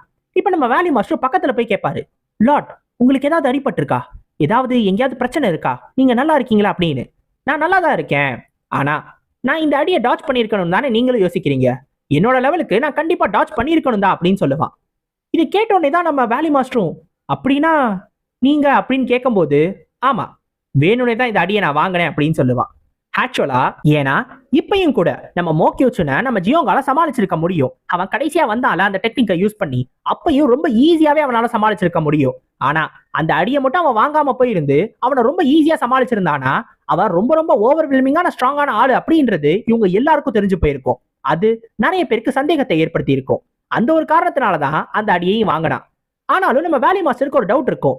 இருந்தாலும் நீங்க எதுக்காக அவனை ப்ரொவோக் பண்ணீங்க, அந்த மாதிரி பண்ணிருக்கவே தேவையில்லையேன்னு அவர் கேட்பாரு. நம்ம ஜியாங் உடனே, ஓ அதுவா, அதுக்கு காரணம் இதுதான் தன்னோட கையை காட்டுவான். அந்த கையில அந்த சர்ச் ஆயிட்டு இருந்த அந்த கீ ஓடிக்கிட்டு இருக்கும். ஆனா நம்ம மோக்யூச்சுன் மாதிரி இல்லாம நம்ம ஜியோங்கால இந்த ஒரு கையை ஈஸியாவே கண்ட்ரோல் பண்ண முடியும். சோ தன்னோட ஒரு பாடி பார்ட்ல மட்டும் இந்த ஒரு எனர்ஜியை அவன் கொண்டு வருவான். அதாவது இந்த ஒரு டெக்னிக்கை யூஸ் பண்ணுவான். அப்படி யூஸ் பண்றது மூலமா தன்னோட ஒரு பாடி பார்ட்டை மட்டும் அவனால அதிகமான அளவு ஸ்ட்ரென்த்துக்கு கொண்டு போக முடியும். இப்போ உதாரணத்துக்கு ஃபிஸ்டோ இல்ல லெக்கோ, அந்த ஒரு பாடி பார்ட்ல மட்டும் யூஸ் பண்றதுனால அவன் மொத்தமா கண்ட்ரோல் மீறி போயிட மாட்டான் நம்ம மோக்யூச்சுன் மாதிரி. இது உண்மையிலே ஒரு நல்ல விஷயம் தான். இதை பண்ண உடனே நம்ம வேலி மாஸ்டர் எதுவுமே பேசாம இருப்பாரு. உடனே அவரை பார்த்து கேட்பான், என்னாச்சு, இது அந்த அளவுக்கு யூஸ்ஃபுல்லான டெக்னிக் இல்லைன்னு நினைக்கிறீங்களா என்னன்னு கேட்கும்போது அவருக்கு என்ன சொல்றதுனே தெரியாது. ஏன்னா ஒரு டெக்னிக்கை பார்த்த உடனே பெர்ஃபெக்டா காப்பி பண்றான். அதுவும் ஒரு கீ லெவல்ல ரொம்ப டீப்பான அண்டர்ஸ்டாண்டிங் லெவல்ல கூட அவனால இதை காப்பி பண்ண முடியுது. இத தன்னால கூட யோசிச்சு பார்க்கவே முடியல. 2 வருஷத்துல எவல்யூஷனரி ரீச் பண்ணிருவேன்னு சொன்னாரு.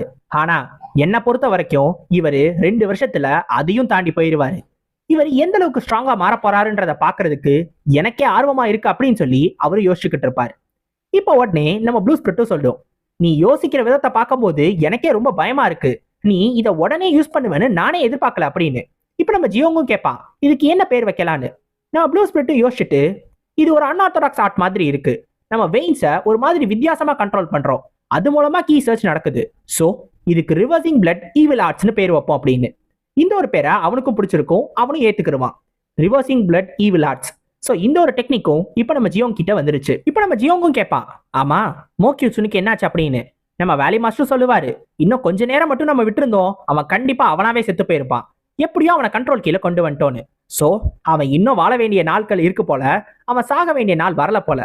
இருந்தாலும் தனக்கு என்னமோ புது டெக்னிக் கிடைச்சதை நினைச்சு நம்ம ஜியோங் சந்தோஷமா தான் இருப்பான். இப்ப இதோட ஃபைனல் எக்ஸாமினேஷனும் முடிஞ்சு போச்சு. இந்த கார்ஸ் பிளட் வேலியோட ஃபைனல் ட்ரையலும் முடிஞ்சிருச்சு. ஆனா இப்போ ஒரு பெரிய பிரச்சனை இருக்கு. இப்ப இந்த ஃபைனல் ட்ரையல்ல ஜெயிச்சது யாரு, மோக்யூச்சுனா இல்ல மோக்யோங்வானா, யார டாப் ட்ரெயினியா அறிவிக்கணும். ஒரு பக்கம் நம்ம ஃபிஸ்ட் கிங் சொல்லுவாரு, மோக்யூச்சுன் தான் இந்த சண்டையில ஜெயிச்சான் அப்படின்னு. ஆனா நம்ம பிளேட் கிங்கால அதை ஒத்துக்கவே முடியாது. ஏன்னா இந்த மேட்ச் மட்டும் நடந்துருந்துச்சு, மோக்யூச்சுன் கண்டிப்பா செத்து போயிருப்பான் அப்படின்னு அவர் சொல்லுவாரு. ஆனா இதை நம்ம ஃபிஸ்ட் கிங்கால ஏத்துக்க முடியாது. என்ன சொல்றீங்க, நம்ம இங்க ஸ்கில்ஸை தான் செக் பண்றோம், அதுக்கு தான் இந்த ஃபைனல் ட்ரையல் நடக்குது, இந்த கார்ஸ் பிளட் வேலையெல்லாம் நடக்குது. அப்படி இருக்கிறப்ப நம்ம ஒன்னும் டியூரபிலிட்டியை செக் பண்ணக்கூடாது. ஸ்கில்ஸ் படி பார்த்தா அவனை தான் நம்ம செலக்ட் பண்ணணும். அதுவும் இல்லாம அவன் கிட்ட இருந்து தான் அந்த மோக்யோங்வான் அடி வாங்கினால, அந்த அடியை வாங்கினதுக்கு அப்புறம் அவனும் இவ்வளவு தூரம் தள்ளி போய் விழுந்தானே, அப்படி இருந்தும் நம்மளால எப்படி அவனை செலக்ட் பண்ண முடியும், அவன் தோத்ததா தானே அர்த்தம் அப்படின்னு கேட்பாரு. இப்ப ஆக்சுவலா இது எல்லாத்தையும் அவங்க எதுக்காக பண்றாங்க? டாப் ட்ரெயினி யாரோ அவருக்கு அவரோட மென்டரை அவராலே சூஸ் பண்றதுக்கான ஒரு உரிமை கிடைக்கும். அதான் அவரே சூஸ் பண்ணிக்கலாம். சோ இதை யாருக்கு யாருக்கு கொடுக்கணும், யாருக்கு இந்த உரிமை கிடைக்கணும் அப்படின்றதுக்காக தான் இவங்க சண்டை போட்டுக்கிறாங்க. ஆனா இந்த சண்டை மோக்யூச்சனை பத்தினதே கிடையாது. ஏன்னா ஒரு சைடு நம்ம பிசிக்கிங்கோட சைடு இருக்காங்கல்ல, அவங்க நம்ம மோக்யோங்வான தோக்கடிச்சோம்னா அப்ப மோக்யோங்வான தன்னோட டிசிப்ளா எடுத்துக்கலாம் அப்படின்னு சொல்லி யோசிச்சுக்கிட்டு இருக்காங்க. இன்னொரு பக்கம் நம்ம பிளேட் கிங்கோட சைடு என்ன தெரியுமா யோசிக்கிறாங்க? ஒருவேளை நம்ம மோக்யோங்வான மட்டும் டாப் ட்ரெயினியா மாத்துனா அவனே ஒரு நல்ல எண்ணத்துல இவங்கள யாரையாவது ஒருத்தர மென்டரா எடுத்துக்கலாம் அப்படின்னு சொல்லி யோசிப்பான் அப்படின்னு இவங்க யோசிச்சுக்கிட்டு இருக்காங்க. சோ இந்த சண்டை யாரு மோக்யோங்வான எடுக்க போறாங்க, யாரு மோக்யோங்வான டிசிப்ளா அடைய போறாங்க அப்படின்றத பத்தினதுதான். சோ அதுக்காக தான் அவனுக்கு டாப் ட்ரெயினியை கொடுக்கணுமா வேணாமா அப்படின்னு இவங்க ரெண்டு சைடு சண்டை போட்டுக்கிட்டு இருக்காங்க. இது மோக்யூச்சனை பத்தினதே கிடையாது.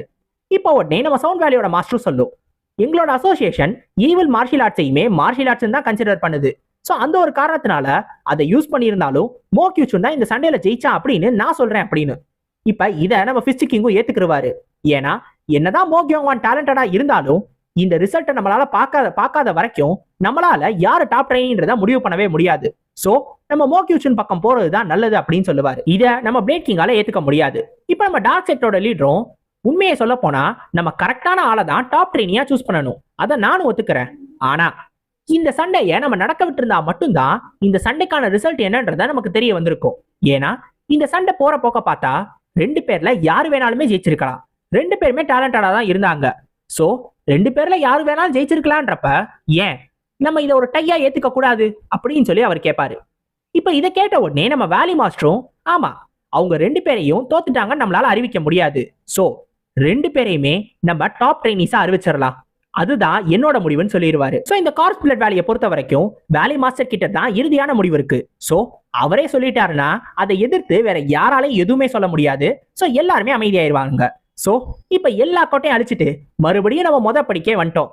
இப்ப மோக்யோங்வான டிசிப்ளா எடுத்துக்க போறது யாரு, இந்த கேள்விக்கு வந்துட்டோம். இப்ப ரெண்டு பேருமே டாப் ட்ரெயினிஸா முடிவு பண்ணிட்டாங்க. ஒருத்தன் மயக்கம் போட்டு கிடக்கிறதுனால நம்ம மோக்யோங்வான மட்டும் முன்னாடி கூப்பிடுவாங்க. சோ நம்ம ஜியோங்கு முன்னாடி போய் நிப்பா. இப்ப நம்ம ஜியோங்கு யாரை சூஸ் பண்ண போறா அப்படின்றத தெரிஞ்சுக்கணும்னு எல்லாருக்குமே ஆர்வமா இருக்கும்.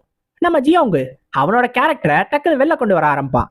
இப்ப எல்லாரையும் பார்த்து ஒரு சிரிப்பு சிரிச்சுட்டு, என்ன மன்னிச்சிடுங்க, நீங்க எல்லாருமே ரொம்ப ரொம்ப சூப்பரான ஆளா இருக்கீங்க, நீங்க எல்லாருமே பக்காவான ஆளுங்க, உங்கள ஒரு ஆளை செலக்ட் பண்றது எனக்கு உண்மையிலே ரொம்ப ரொம்ப டஃப்பான ஒரு டெசிஷன். அந்த ஒரு காரணத்தினால நான் டைரக்டாவே இதை சொல்லிடுறேனே, எதுக்கு சுத்தி வளைச்சுக்கிட்டு? நீங்க எல்லாருமே எனக்காக ஒரே ஒரு விஷயத்த மட்டும் சொல்லணும். நான் ஒருவேளை உங்களோட டிசிப்ளா மாறணும்னா, அப்படி நான் மாறினேன்னா நீங்க எனக்கு என்ன தருவீங்கன்றத சொல்லுங்க. அப்படி நான் மாறுறதுக்கு உங்களால என்ன ஆஃபர் பண்ண முடியும்ன்றத சொல்லுங்க. அதை கேட்டுட்டு நான் முடிவெடுக்கிறேன் அப்படின்னு சொல்லுவான். இந்த ஒரு விஷயத்த நம்ம பிளேட் கிங் கொஞ்சம் எதிர்பார்த்திருப்பாரு. ஏன்னா ஏற்கனவே மோக்ஸ்வாட் மேனர்ல அவரு நம்ம ஜியோங்க பாத்துருக்காருல, அதனால அவர் என்னமோ சிரிக்க ஆரம்பிச்சிருவாரு. ஆனா நம்ம ஃபிஸ்ட் கிங் இதை எதிர்பார்த்திருக்கவே மாட்டாரு. இந்த மாதிரியான ஒரு சூழ்நிலையில கூட அவன் இப்பயும் நெகோசியேட் பண்ணணும்னு நினைக்கிறானா என்ன அப்படின்னு சொல்லி அவர் யோசிச்சுக்கிட்டு இருப்பாரு. இப்போ உடனே நம்ம ஜியோங்கும் நீங்க ஆரம்பிங்க, நீங்க ஒவ்வொருத்தரா சொல்லுங்க, கேட்டுட்டு நான் முடிவு பண்றேன், ஓகேவா அப்படின்னு கேட்பான். இப்ப இத பத்தி நம்ம ஃபிஸ்ட் கிங் யோசிப்பாரு. என்னதான் இவன் அவனை விட சீனியர் கிட்ட இந்த மாதிரிலாம் பேசினாலும் இவங்களுக்கும் வேற வழி கிடையாது. இந்த மாதிரி ஒருத்தனை மிஸ் பண்ண கூடாதுன்னா அவங்களால என்ன முடியும்ன்றத அவங்க கொடுத்துதான் ஆகணும். ஃபர்ஸ்ட் சொல்றது எமா ஸ்குவாட் அப்படியும் அவரோட லீடர் சொல்லுவாரு, நான் என் ஸ்குவாடோட வைஸ் லீடர் பொசிஷனை உனக்கு தரேன் அப்படின்னு. இதை கேட்டோடனே பக்கத்துல இருக்கிற ஸ்கார்லெட் பிளட் ஸ்குவாடோட லீடர் என்ன சொல்லுவாருன்னா, வைஸ் லீடர் பொசிஷனோட சேர்த்து ஒரு சீக்ரெட்டான மார்ஷியல் டெக்னிக்கையும் நான் தரேன் அப்படின்னு சொல்லுவாரு. இப்ப இது ரெண்டுத்தையும் கேட்டுட்டு நம்ம சவுண்ட் வேலி மாஸ்டர் இந்த பிரச்சனைக்குள்ள என்ட்ராகும். இப்ப இது என்ன சொல்லுனா, நீ ஸ்வாட யூஸ் பண்றன்னு எனக்கு நல்லாவே தெரியும், ஆனா இங்க வந்தவங்களையே என்ன தவிர ஸ்வாட்ஸ்மேன்ஷிப்பை உனக்கு யாருமே ரொம்ப சூப்பரா சொல்லி தரவே முடியாது. நான் வேணா சவுண்ட் ஆர்ட்ஸை கத்துருக்கலாம், ஆனா என்னோட ஸ்வாட்ஸ்மேன்ஷிப் அதுக்கு எந்த விதத்திலையும் குறைஞ்சது கிடையாது. அதனால நீ கண்டிப்பா என்னதான் சூஸ் பண்ணி ஆகணும் அப்படின்னு சொல்லும். இப்ப போக போக ஒவ்வொருத்தவங்களும் அவங்களால என்ன தர முடியும், என்ன இவனுக்கு கொடுக்கலாம் அப்படின்றத யோசிக்க ஆரம்பிச்சிருவாங்க. ஏன்னா எதையாவது ஒண்ண கொடுத்து இவனை கண்டிப்பா கூட்டிட்டு வந்தே ஆகணும் அப்படின்னு சொல்லி ஒரு எண்ணம் மட்டும் தான் அவங்களுக்கு இருந்துகிட்டே இருக்கும். இப்ப நம்ம ஃபிஸ்ட் கிங் இத பத்தி எல்லாம் யோசிச்சுட்டு இப்ப அவர் என்ன தர போறேன் அப்படின்றத சொல்லுவாரு. அவர் என்ன சொல்லுவாருன்னா, நீ ஸ்குவாடோட பாதையை தான் சூஸ் பண்ண போறியா அப்படின்றத நல்லா யோசிச்சுக்கோ. ஏன்னா உன்னோட திறமைக்கு நீ மார்ஷியல் ஆர்ட்ஸ்ல எதை சூஸ் பண்ணாலும் சரி, எந்த பாதையை எடுத்தாலும் அதுல உன்னால கொடி கட்டி பறக்க முடியும். அந்த அளவுக்கு ஒரு டேலண்டடான ஆளு.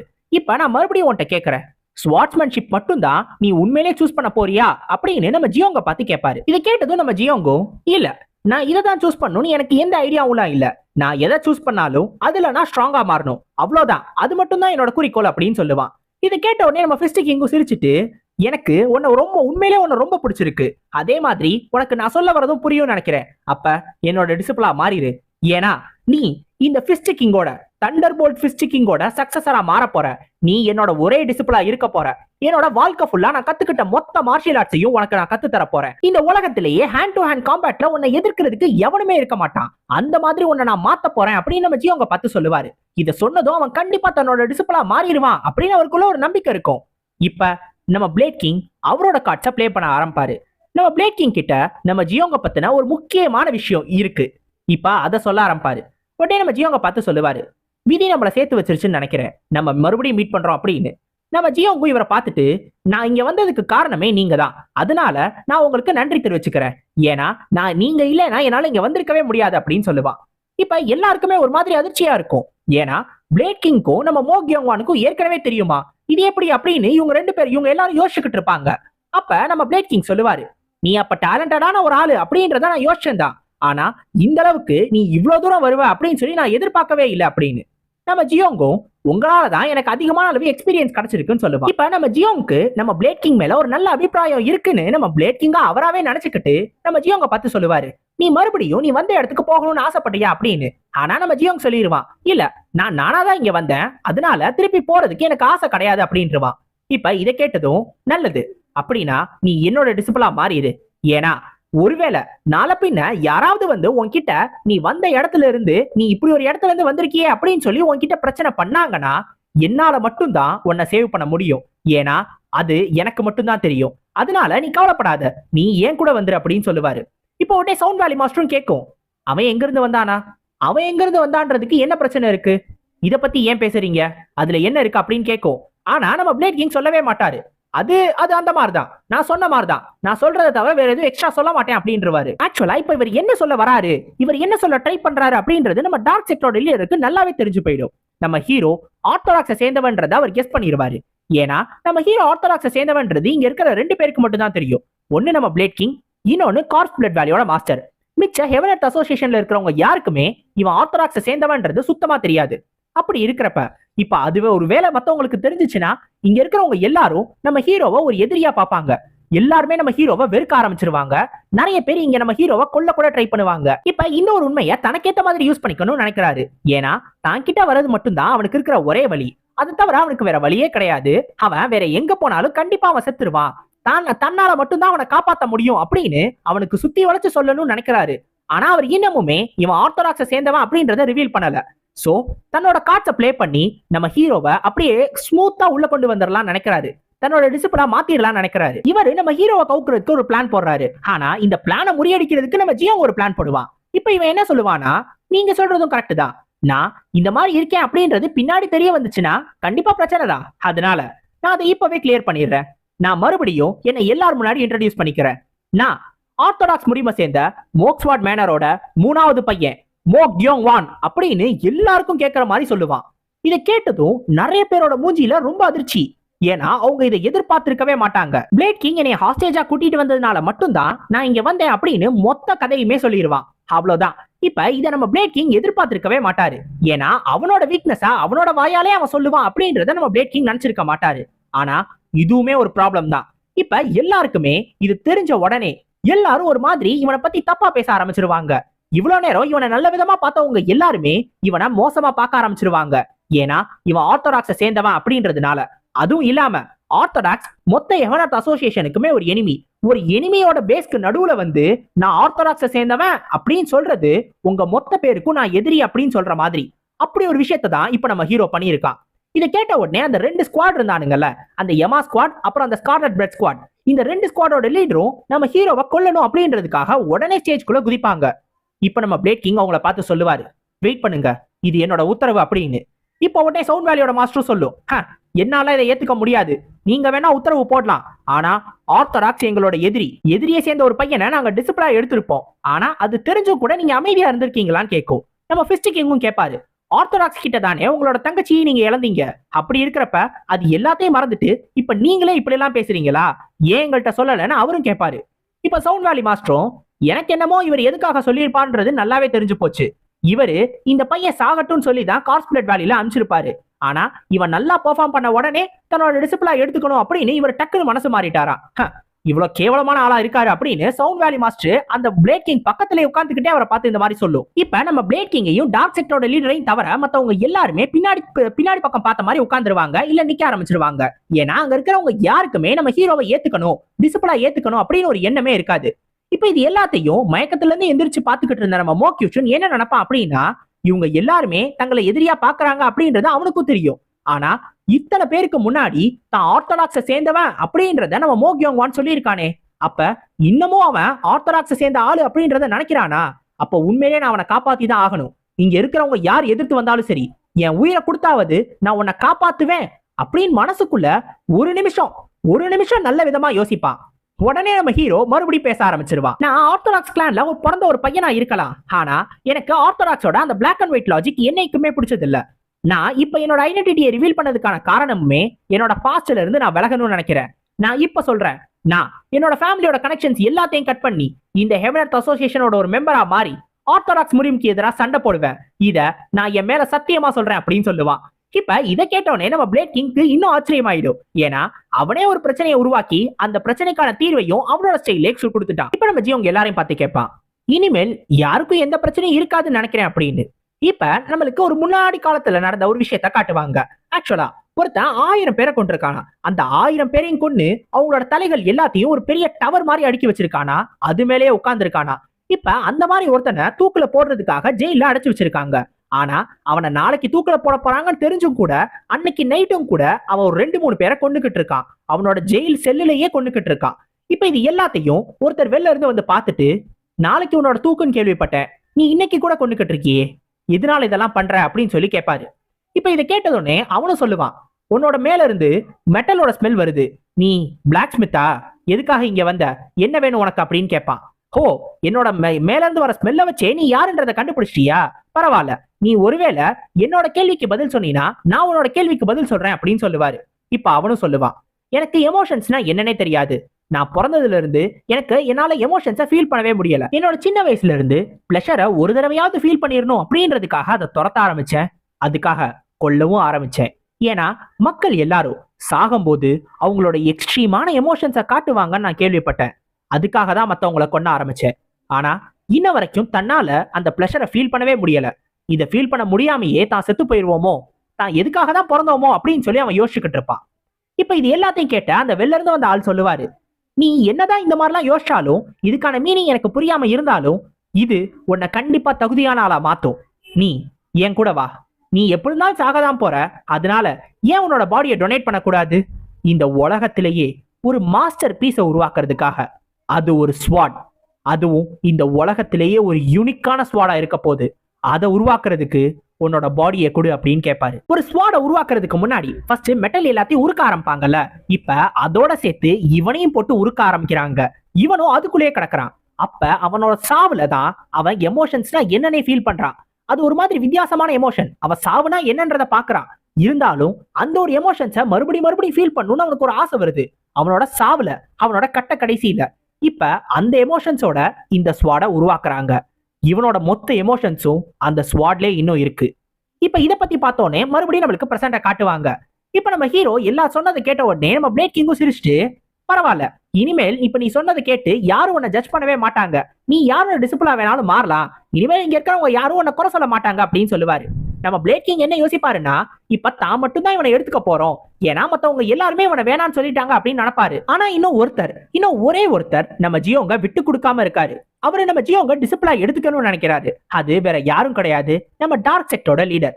இப்ப அவரு நம்ம ஜியோங்க பார்த்து சொல்லுவாரு, என்னோட பிளேட் டெக்னிக்ஸ் ஒன்னும் அவ்வளவு சூப்பராலாம் இருக்காது, அதே நேரத்துல ஸ்டேட்டஸ்ல கம்பேர் பண்ணும்போது நான் பிளேட் கிங்கை விட கொஞ்சம் கம்மி தான், அதனால என்னால உனக்கு ஒரே ஒரு விஷயத்த மட்டும் தான் கொடுக்க முடியும், ஒன்ன என்கிட்ட கூட்டிட்டு வரதுக்கு என்கிட்ட ஒரே ஒரு விஷயம் மட்டும் தான் இருக்குன்னு சொல்லுவாரு.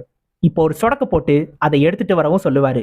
ஒருவேளை நீ என் கூட வந்தீனா, என்னோட டிசிப்ளினா மட்டும் மாறின, நான் இந்த உலகத்திலேயே பவர்ஃபுல்லான ஒரு டீமனிக் ஸ்வாட உனக்கு தரப்போறேன், ஈவில் ரூல் ஸ்வாட். இதை கேட்டதும் நம்ம பிளேட் கிங் ரொம்ப டென்ஷன் ஆகி, இந்த மாதிரி ஒரு ஆபத்தான விஷயத்தை எதுக்காக இங்க எடுத்துட்டு வந்தீங்கன்னு நம்ம டார்க் செக்டரோட லீடர் மேல ரொம்ப கோவப்படுவாரு. இப்ப இந்த டீமனிக் ஸ்வாட உருவாக்குன அந்த ஆள் பத்தி நம்ம டார்க் செக்டரோட லீடர் சொல்ல ஆரம்பிப்பாரு. த மாஸ்டர் பிளேட் ஸ்மித் கு யாஜா. அவர் உருவாக்குன 3 டீமனிக் ஸ்வாட்ல ஒண்ணுதான் இது. ஒரு இம்பீரியல் டாம்ப டெஸ்ட்ராய் பண்ணும்போது தான் இது கிடைக்க வந்துச்சு. ஆனா இந்த ஒரு ஸ்வாட்காக அந்த காலத்திலேயே ஒரு பெரிய ரத்தாரே ஓடி இருக்கு.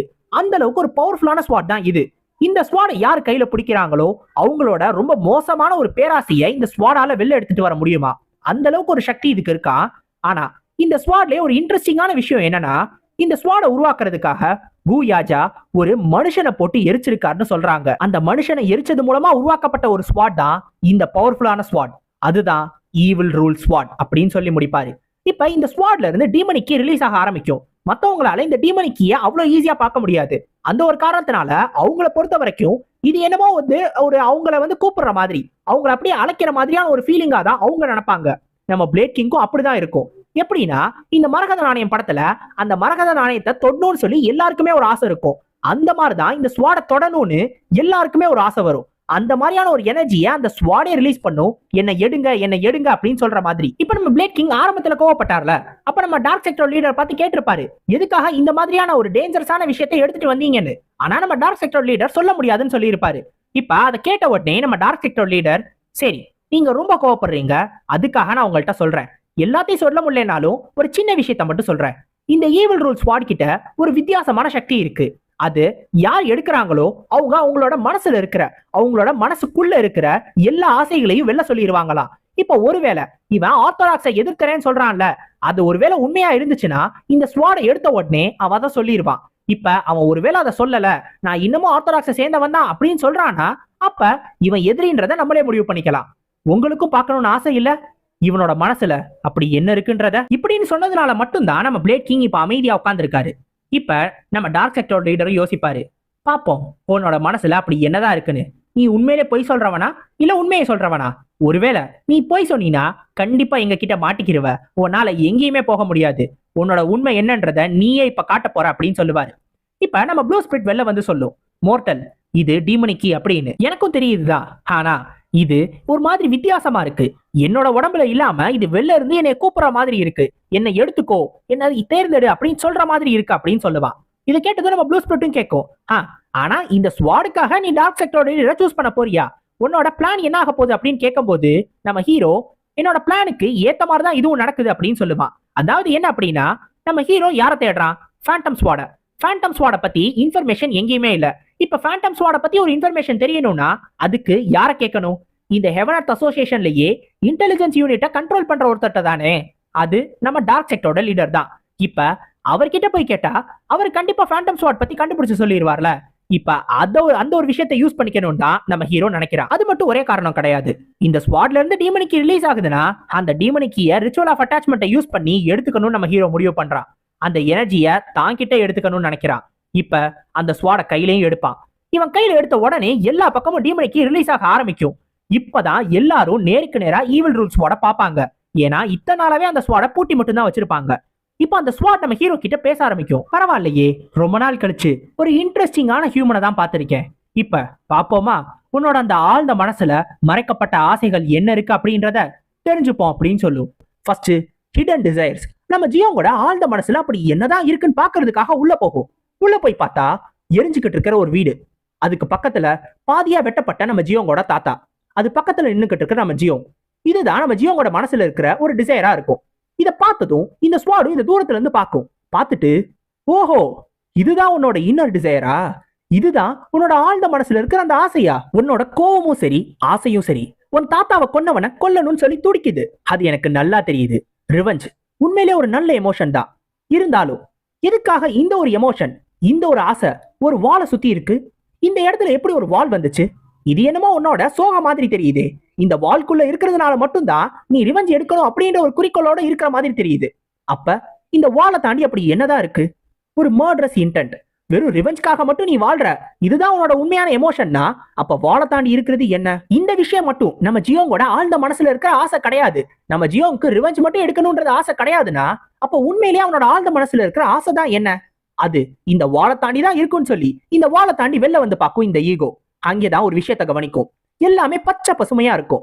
பச்சை பசுமையா இருக்கிற இந்த புல்வெளியில ஒரே ஒரு கேட்டு, அந்த டீமன் சீல் போட்ட அந்த கேட்டு. இந்த கேட்டை பார்த்ததும் இப்ப இந்த ஈகோவுக்கு புரிஞ்சிடும், உண்மையிலே இது ரொம்ப இன்ட்ரெஸ்டிங்கா இருக்கு, என்னால நல்லா ஃபீல் பண்ண முடியுது. அந்த கேட்டுக்கு பின்னாடிதான் உன்னோட ரொம்ப ரொம்ப ஆழ்ந்த மனசுல இருக்கிற அந்த ஆசைகள் எல்லாமே இருக்கு. அந்த கேட்டுக்கு பின்னாடி அப்படி என்னதான் இருக்குன்றத பார்க்கணும்னு எனக்கு ரொம்ப ஆர்வமா இருக்கு. அந்த கேட்டை நான் ஓபன் பண்ணணும், பாப்போம் அப்படி இந்த கேட்டுக்கு பின்னாடி என்னதான் இருக்குன்னு.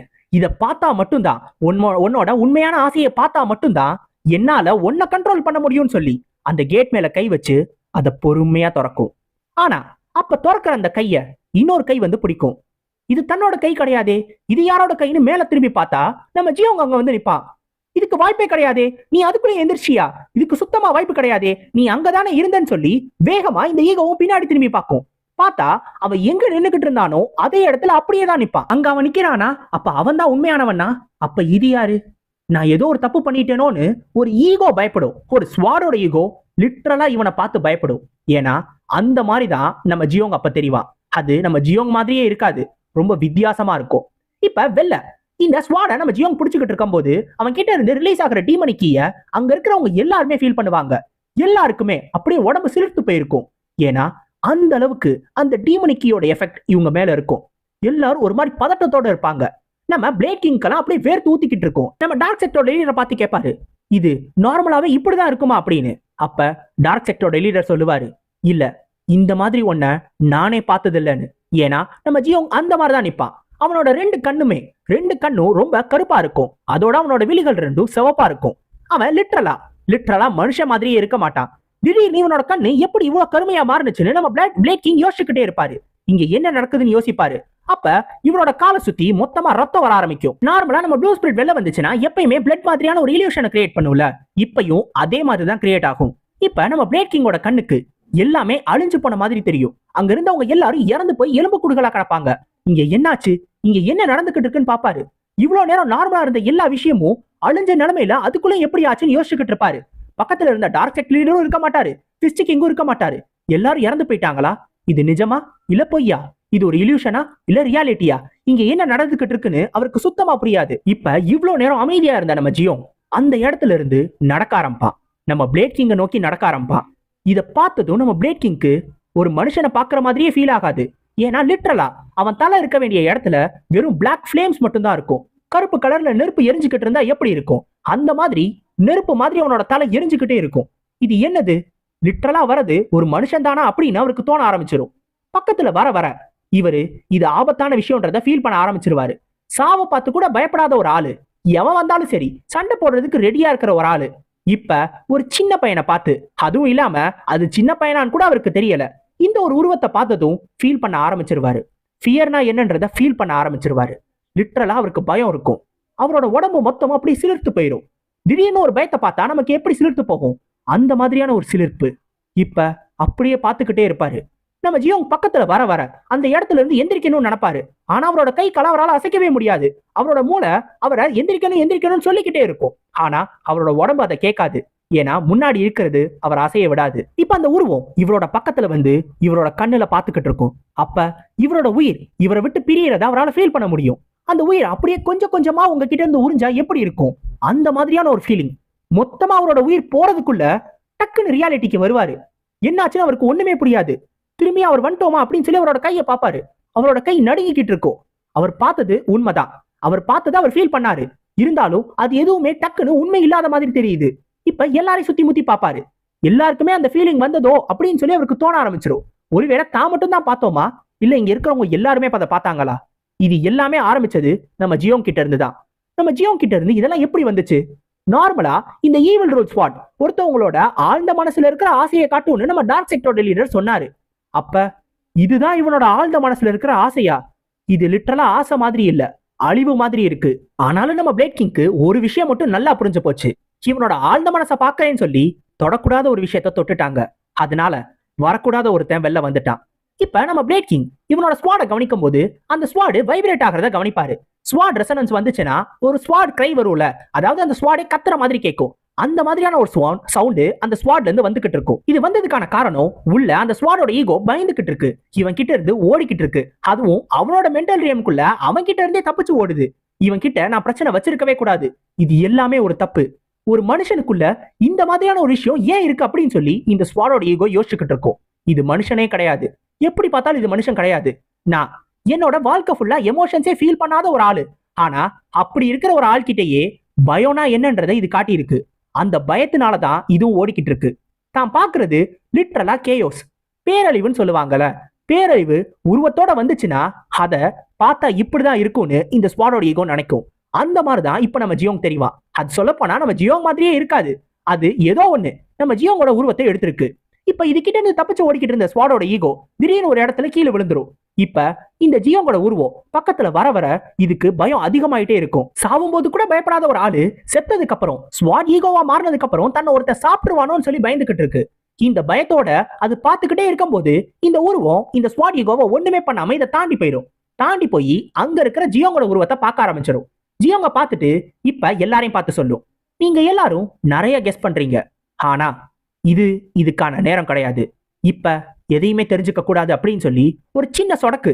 அந்த சொடக்க போட்டதும் இந்த ஸ்வாடோட ஈகோவை ரொம்ப ஃபோர்ஸ் பண்ணி இவனோட மைண்ட் ரெல்ம்ல இருந்து வெளில அனுப்பும். இப்ப ஸ்வாடோட ஈகோ மறைஞ்சு போனதும் இப்ப நம்ம ஜியோங்க அவனோட கண்ட்ரோல் கீழே வந்துருவான்.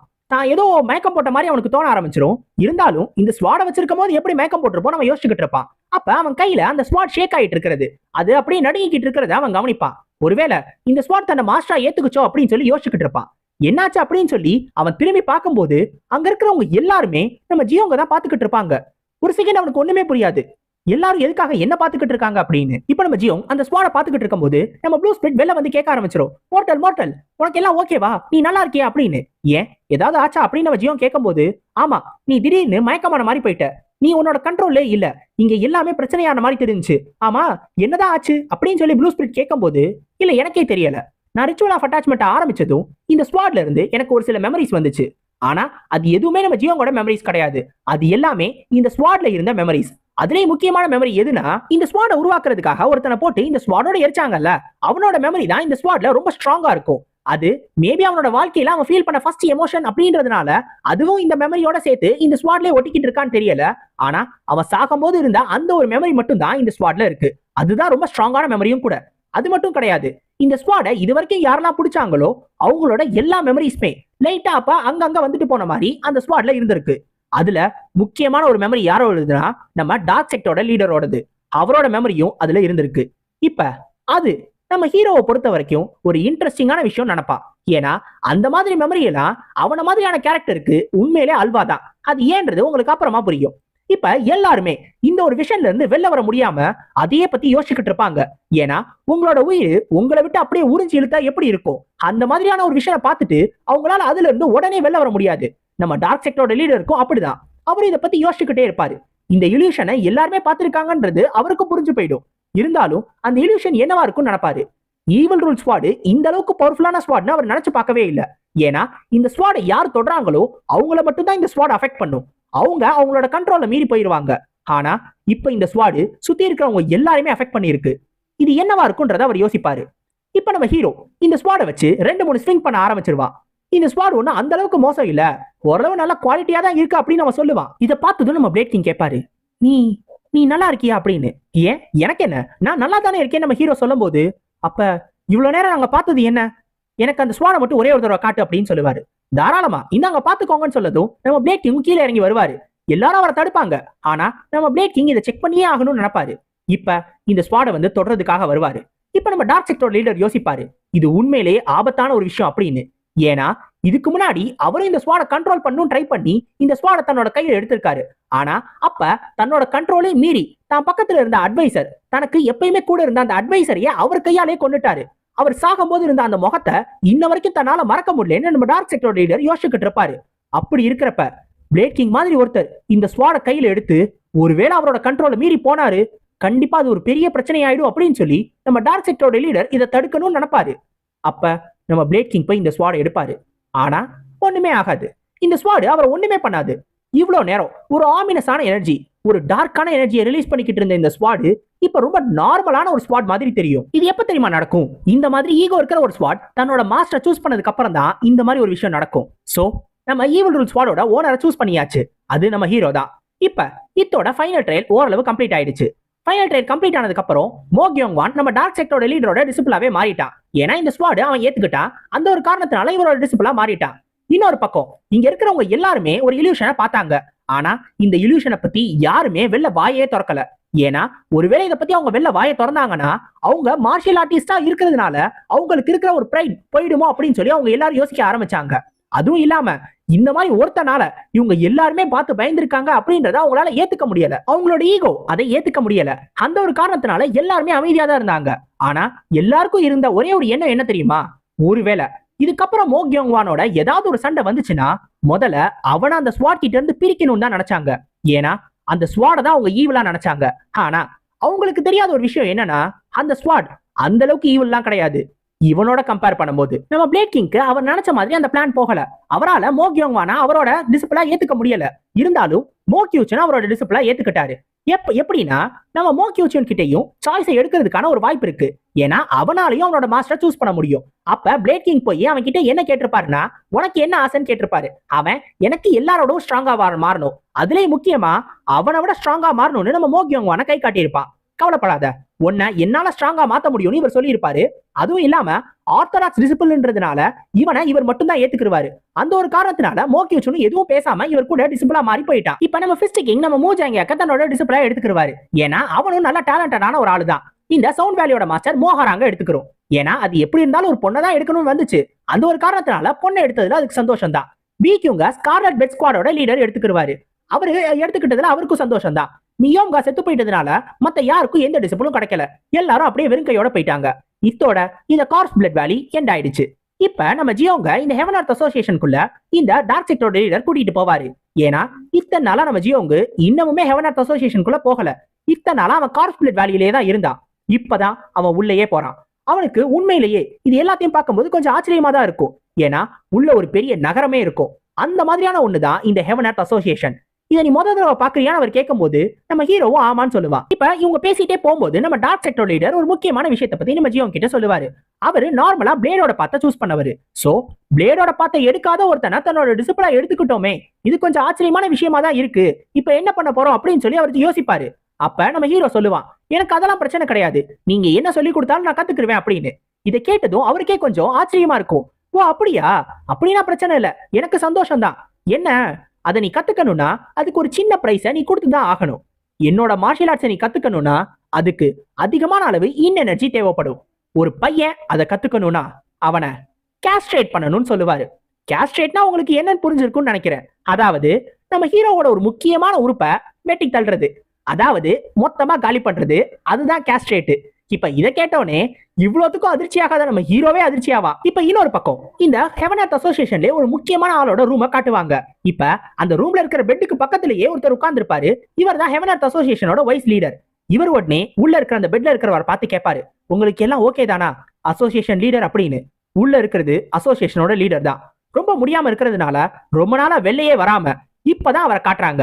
சொல்ல போனா இந்த மான்வால இப்பதான் இவரை ரிவீல் பண்றாங்க. நம்ம ப்ளூ ஸ்பிரிட் இவரை பழிவாங்கணும்ன்றதுக்காக தான் நம்ம ஹீரோ கூட இங்க வந்திருக்கு. நம்ம ப்ளூ ஸ்பிரிட்டோட எதிரியே இவர் தான். இப்ப இந்த வைஸ் லீடர் அந்த லீடரை பார்த்து என்ன கேட்பாருன்னா, உங்களுக்கு எல்லாம் ஓகேவா, நீங்க நல்லா தான் இருக்கீங்களா, நம்ம வேணா அந்த ஹியூஆத்தா அப்படின்ற பிசிஷியனை போய் பார்க்கலாமா அப்படின்னு சொல்லி கேட்பாரு. ஆக்சுவலா அவரை தேடலாமா அப்படின்னு சொல்லி. ஆக்சுவலா இந்த ஹியூஆத்தா அப்படின்ற பிசிஷியன் யார் அப்படின்னா, மெடிசன் இம்மோர்டல் அப்படின்னு சொல்லி ரொம்ப ஃபேமஸான ஒரு டாக்டர் இருக்காரு. அவருக்கு அடுத்து இவர் தான் ரொம்ப ரொம்ப ஃபேமஸான டாக்டர். அவர் அளவுக்கு ஃபேமஸ் இல்லைனாலும் அதுக்கு அடுத்து ரொம்ப ஃபேமஸான ஆளு. இந்த மெடிசன் இம்மோர்டலை உங்களால ரொம்ப நாளா கண்டுபிடிக்கவே முடியல. ஏன்னா மெடிசன் இம்மோர்டல் என்ன ஆனாரு எங்க போனாருன்னு யாருக்குமே தெரியாது. அட்லீஸ்ட் இவரையாவது போய் தேடலாமா அப்படின்னு சொல்லி தான் இப்ப வைஸ் லீடர் கேட்பாரு. ஏன்னா அவர் மூலமா இந்த லீடரோட அந்த இல்னஸை கியூர் பண்ணிடலாம் அப்படின்னு.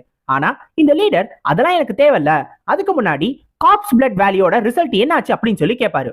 இப்ப இதுல ஏதாவது அவர் தெரிஞ்சுக்கிற மாதிரி முக்கியமான ஏதாவது விஷயம் இருக்கா அப்படின்னு. அப்ப இந்த வைஸ் லீடர் சொல்லுவாரு, ஆமா உங்களுக்கு ஞாபகம் இருக்கா, நீங்க இதுக்கு முன்னாடி 2 ஆர்த்தடாக்ஸ் சேர்ந்த ஹாஸ்டேஜஸ கார்ப்ஸ் பிளட் வேலிக்கு போக சொல்லி உத்தரவு போட்டீங்கல்ல, உங்களுக்கு ஞாபகம் இருக்கா அப்படின்னு.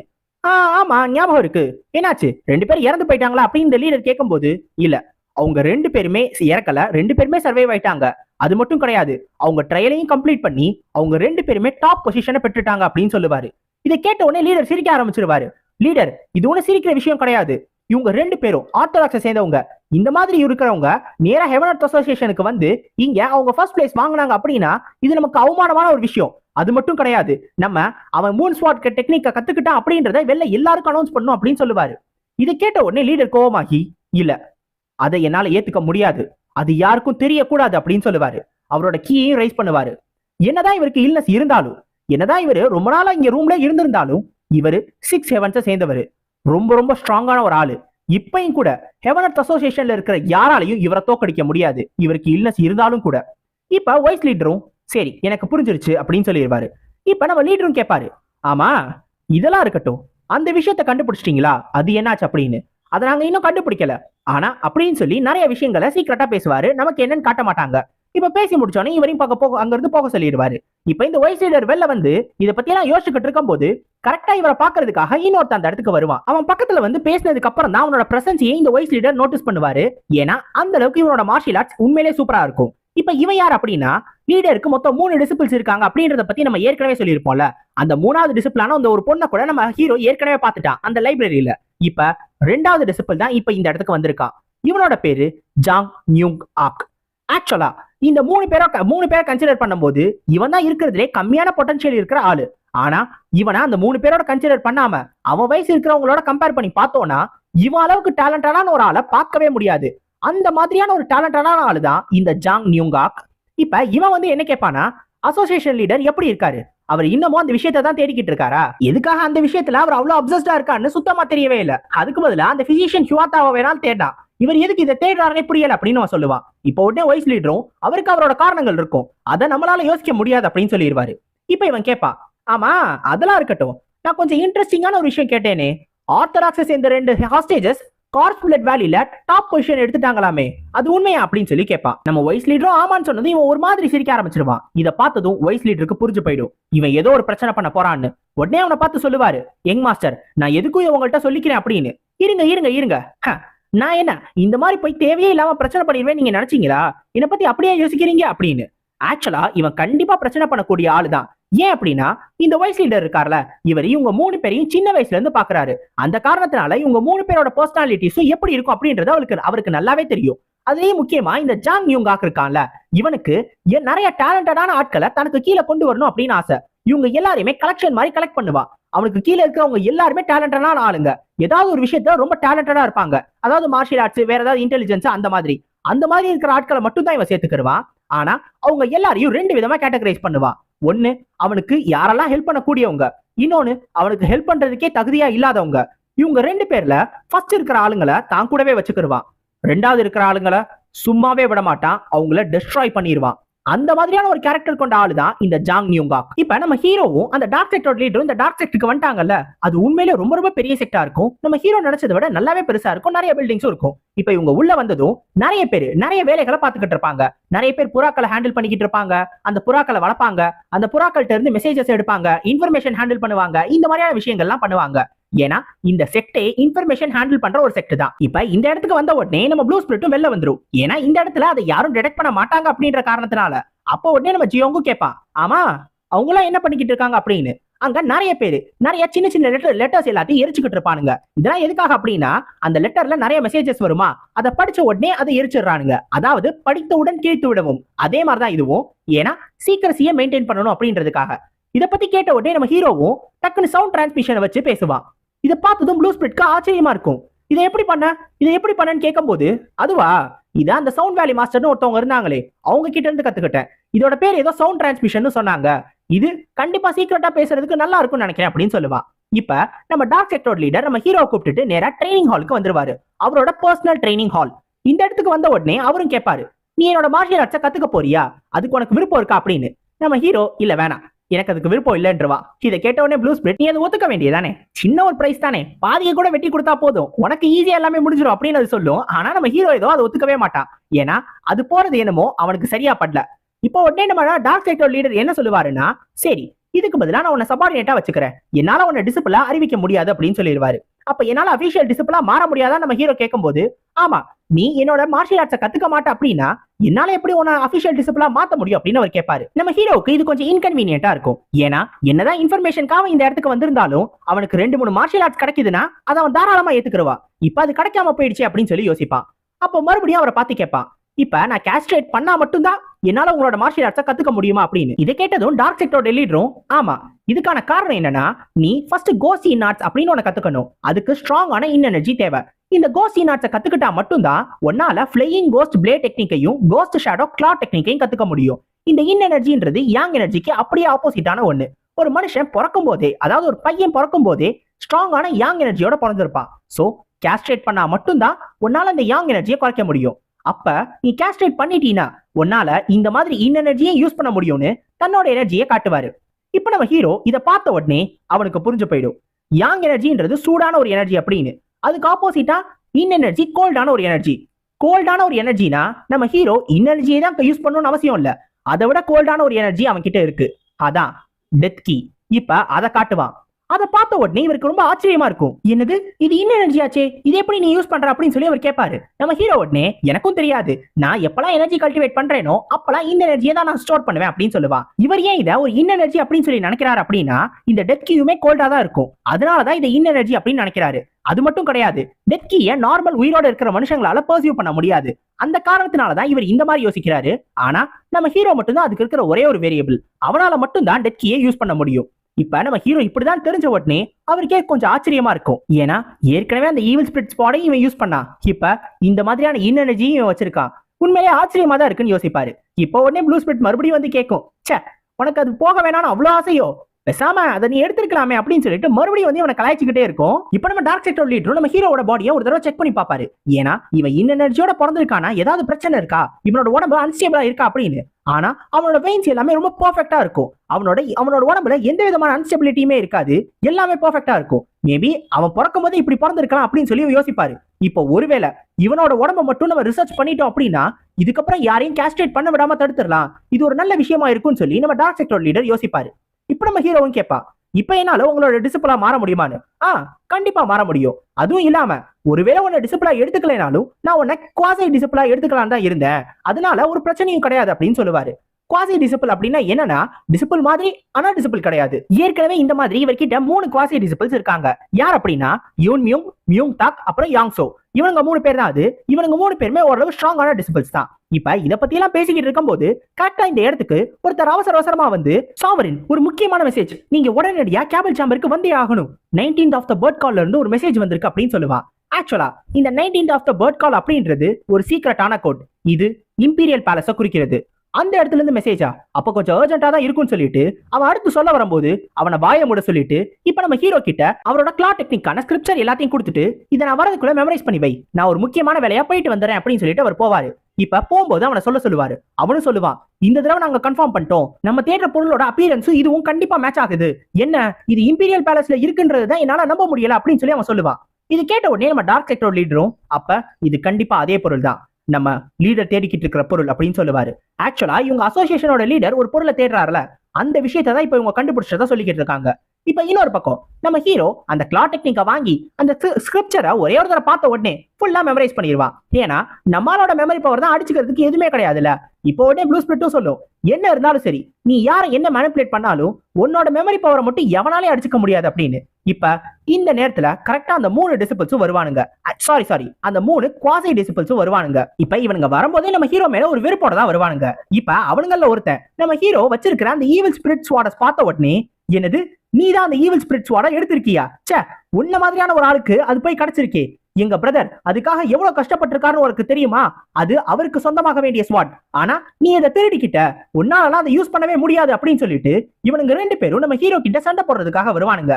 அந்த யூன் மியூங், அதாவது அந்த சீனியர் பிரதர் தவிர மிச்சம் இருக்கிற 2 பேரும். இப்ப இவனுங்க 2 பேரையும் பார்த்து நம்ம ஹீரோ பேசிட்டுலாம் இருக்க மாட்டான்.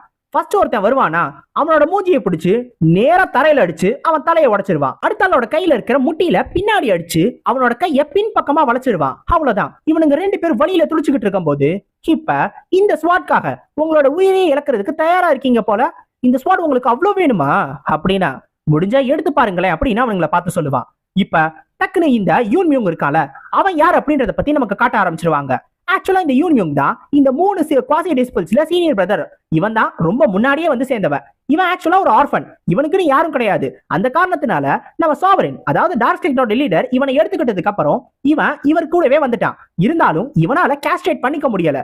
ஏன் அப்படின்னா இவனுக்கு கொஞ்சம் அந்த மாதிரியான ஆசைகள் இருந்துச்சு, அதனால கேஸ்ட்ரேட் பண்றது பயம். இப்ப எங்க தன்னோட பொசிஷன் போயிருமோ, அடுத்து வரவங்க யாராவது கேஸ்ட்ரேட் பண்ணிக்கிடுவாங்களோ அப்படின்றத பயந்து அடுத்து வந்த 2 பேரையும் நேரா கொண்டு வந்து இந்த மாதிரியான விஷயங்கள்ல ஈடுபடுத்திட்டான். அந்த காரணத்தினால அவனுங்களும் கேஸ்ட்ரேட் பண்ணிக்க மாட்டேன்னு சொல்லிட்டானுங்க. இதனாலதான் நம்ம டார்க் செக்டரோட லீடருக்கு டிசிபிள்ஸே இல்லாம இருக்காங்க, அபிஷியலான டிசிபிள்ஸ். இப்ப அடுத்து யாருமே வரல அப்படின்னா தான் தான் கண்டிப்பா அடுத்த சக்சஸரா மாற போறோம் அப்படின்னு இவன் நினைச்சுக்கிட்டு இருக்கிற நேரத்துல தான் இந்த யாங்ஸோ வந்து சொல்லியிருப்பான், பிரதர் ஒரு புது டிசிப்ள நம்ம டார்க் செக்டர் லீடர் நம்ம சாவரின் வந்து அக்செப்ட் பண்ணிக்கிட்டாரு, அவன் ஆர்த்தடாக்ஸை சேர்ந்தவன் அப்படின்னு. இது கேட்டோன்னே இந்த யூன் ஒரு ஷாக்ல கேட்டிருப்பான், ஆமா அவன் கேஸ்ட்ரேட் பண்ண எதுவும் ஒத்துக்கிட்டானா அப்படின்னு. இப்ப அந்த யாங்ஸோவும் சொல்லியிருப்பான், இல்ல பிரதர் அவன் பிறக்கும் போது இன் எனர்ஜியோட பிறந்திருக்கானா, அதனால கேஸ்ட்ரேட் பண்ற அவசியமே அவனுக்கு கிடையாது. அது மட்டும் கிடையாது, நீங்க இத்தனை நாள் ஆசைப்பட்டீங்களே அந்த ஈவில் ஸ்பிரிட் ஸ்வாட், அது அவன் கிட்ட தான் பிரதர் இருக்கு, நம்ம சாவரின் அவன் கிட்ட போய் கொடுத்துட்டாரு அப்படின்னு சொல்லுவான். இதை கேட்டோன்னே தான் அவனுக்கு ரொம்ப கோவமா இருக்கும். தன்னோட பொசிஷனும் சரி அந்த ஸ்வாடும் சரி தனக்கு தான் கிடைக்கணும் அப்படின்னு சொல்லி அவன் யோசிச்சுக்கிட்டு இருந்தான். ஆனா இப்ப அது ரெண்டுத்துக்கும் போட்டி போடுறதுக்கு ஒருத்தன் வந்துட்டான்னு தெரிஞ்ச உடனே இவங்க ரெண்டு பேரையும் கூப்பிட்டுக்கிட்டு நம்ம ஹீரோவை அட்டாக் பண்றதுக்காக வந்திருக்கான். இப்ப இது என்னோடதுதான் மட்டும் தான் இருக்கணும். இந்த சக்சஸரோட பொசிஷனும் சரி இந்த ஸ்வாடும் சரி வேற யாருக்கும் நான் கொடுக்க மாட்டேன். யாரா இருந்தாலும் அவங்கள கொன்னுட்டு நான் இது ரெண்டுத்தையும் எடுத்துக்கிருவேன்னு இந்த ஸ்வாட கையில வச்சுக்கிட்டு இவன் பாட்டு கத்திக்கிட்டு இருப்பான். அப்பதான் இவனுக்கு ஒரு விஷயம் தோணும், ஆமா இந்த ஸ்வாட் எப்படி என் கையில வந்துச்சு, நான் இப்ப இந்த ஸ்வாட வாங்கினேன், தனக்கு ஒண்ணுமே புரியலையே அப்படின்னு. இப்ப நம்ம ஜியோங் உடனே கை தட்ட ஆரம்பிச்சு, அப்ப இது எல்லாத்தையும் நீ இதுக்காக தான் பண்ணியா, நீ என்னைய கொன்னுட்டு இது எல்லாத்தையும் எடுத்துக்கணும்னு நினைக்கிற, பரவாயில்லையே அப்படின்னு சொல்லி கேட்பான். இப்போ உடனே அந்த யாங்ஸ் இருப்பான்ல அவனும் கேட்பான், பிரதர் நீங்க என்ன சொல்றீங்க, அப்ப இது எல்லாத்தையும் நீங்க தான் பண்ணீங்களா அப்படின்னு. இப்பதான் இந்த மியூங்க்கு ஒரு விஷயம் ஞாபகமே வரும். இப்ப இவன் இது எல்லாத்தையும் சொல்றதுக்கு முன்னாடி என்னாச்சு அப்படின்றத ஒரு செகண்ட் யோசிச்சு பார்ப்பான். நம்ம ஹீரோ இவன் கிட்ட இந்த ஸ்வாட் உனக்கு வேணுமா, அப்ப இந்த நீயே எடுத்துக்கோ அப்படின்னு சொல்லிட்டு அந்த ஸ்வாட தூக்கி போட்டிருப்பான். அப்பதான் இந்த ஸ்வாட தன்னோட கையில பிடிச்சிருப்பான். அவங்க மாஸ்டர் சொல்லி இருப்பாரு, இந்த ஸ்வாட நீங்க எக்காரணத்தை கொண்டு தொடக்கூடாது, ஏன்னா இதை மட்டும் நீங்க தொட்டுட்டீங்க உங்களோட மனசுல இருக்கிற ஆசைகள் எல்லாத்தையும் இது வெளியே காட்டும் அப்படின்னு.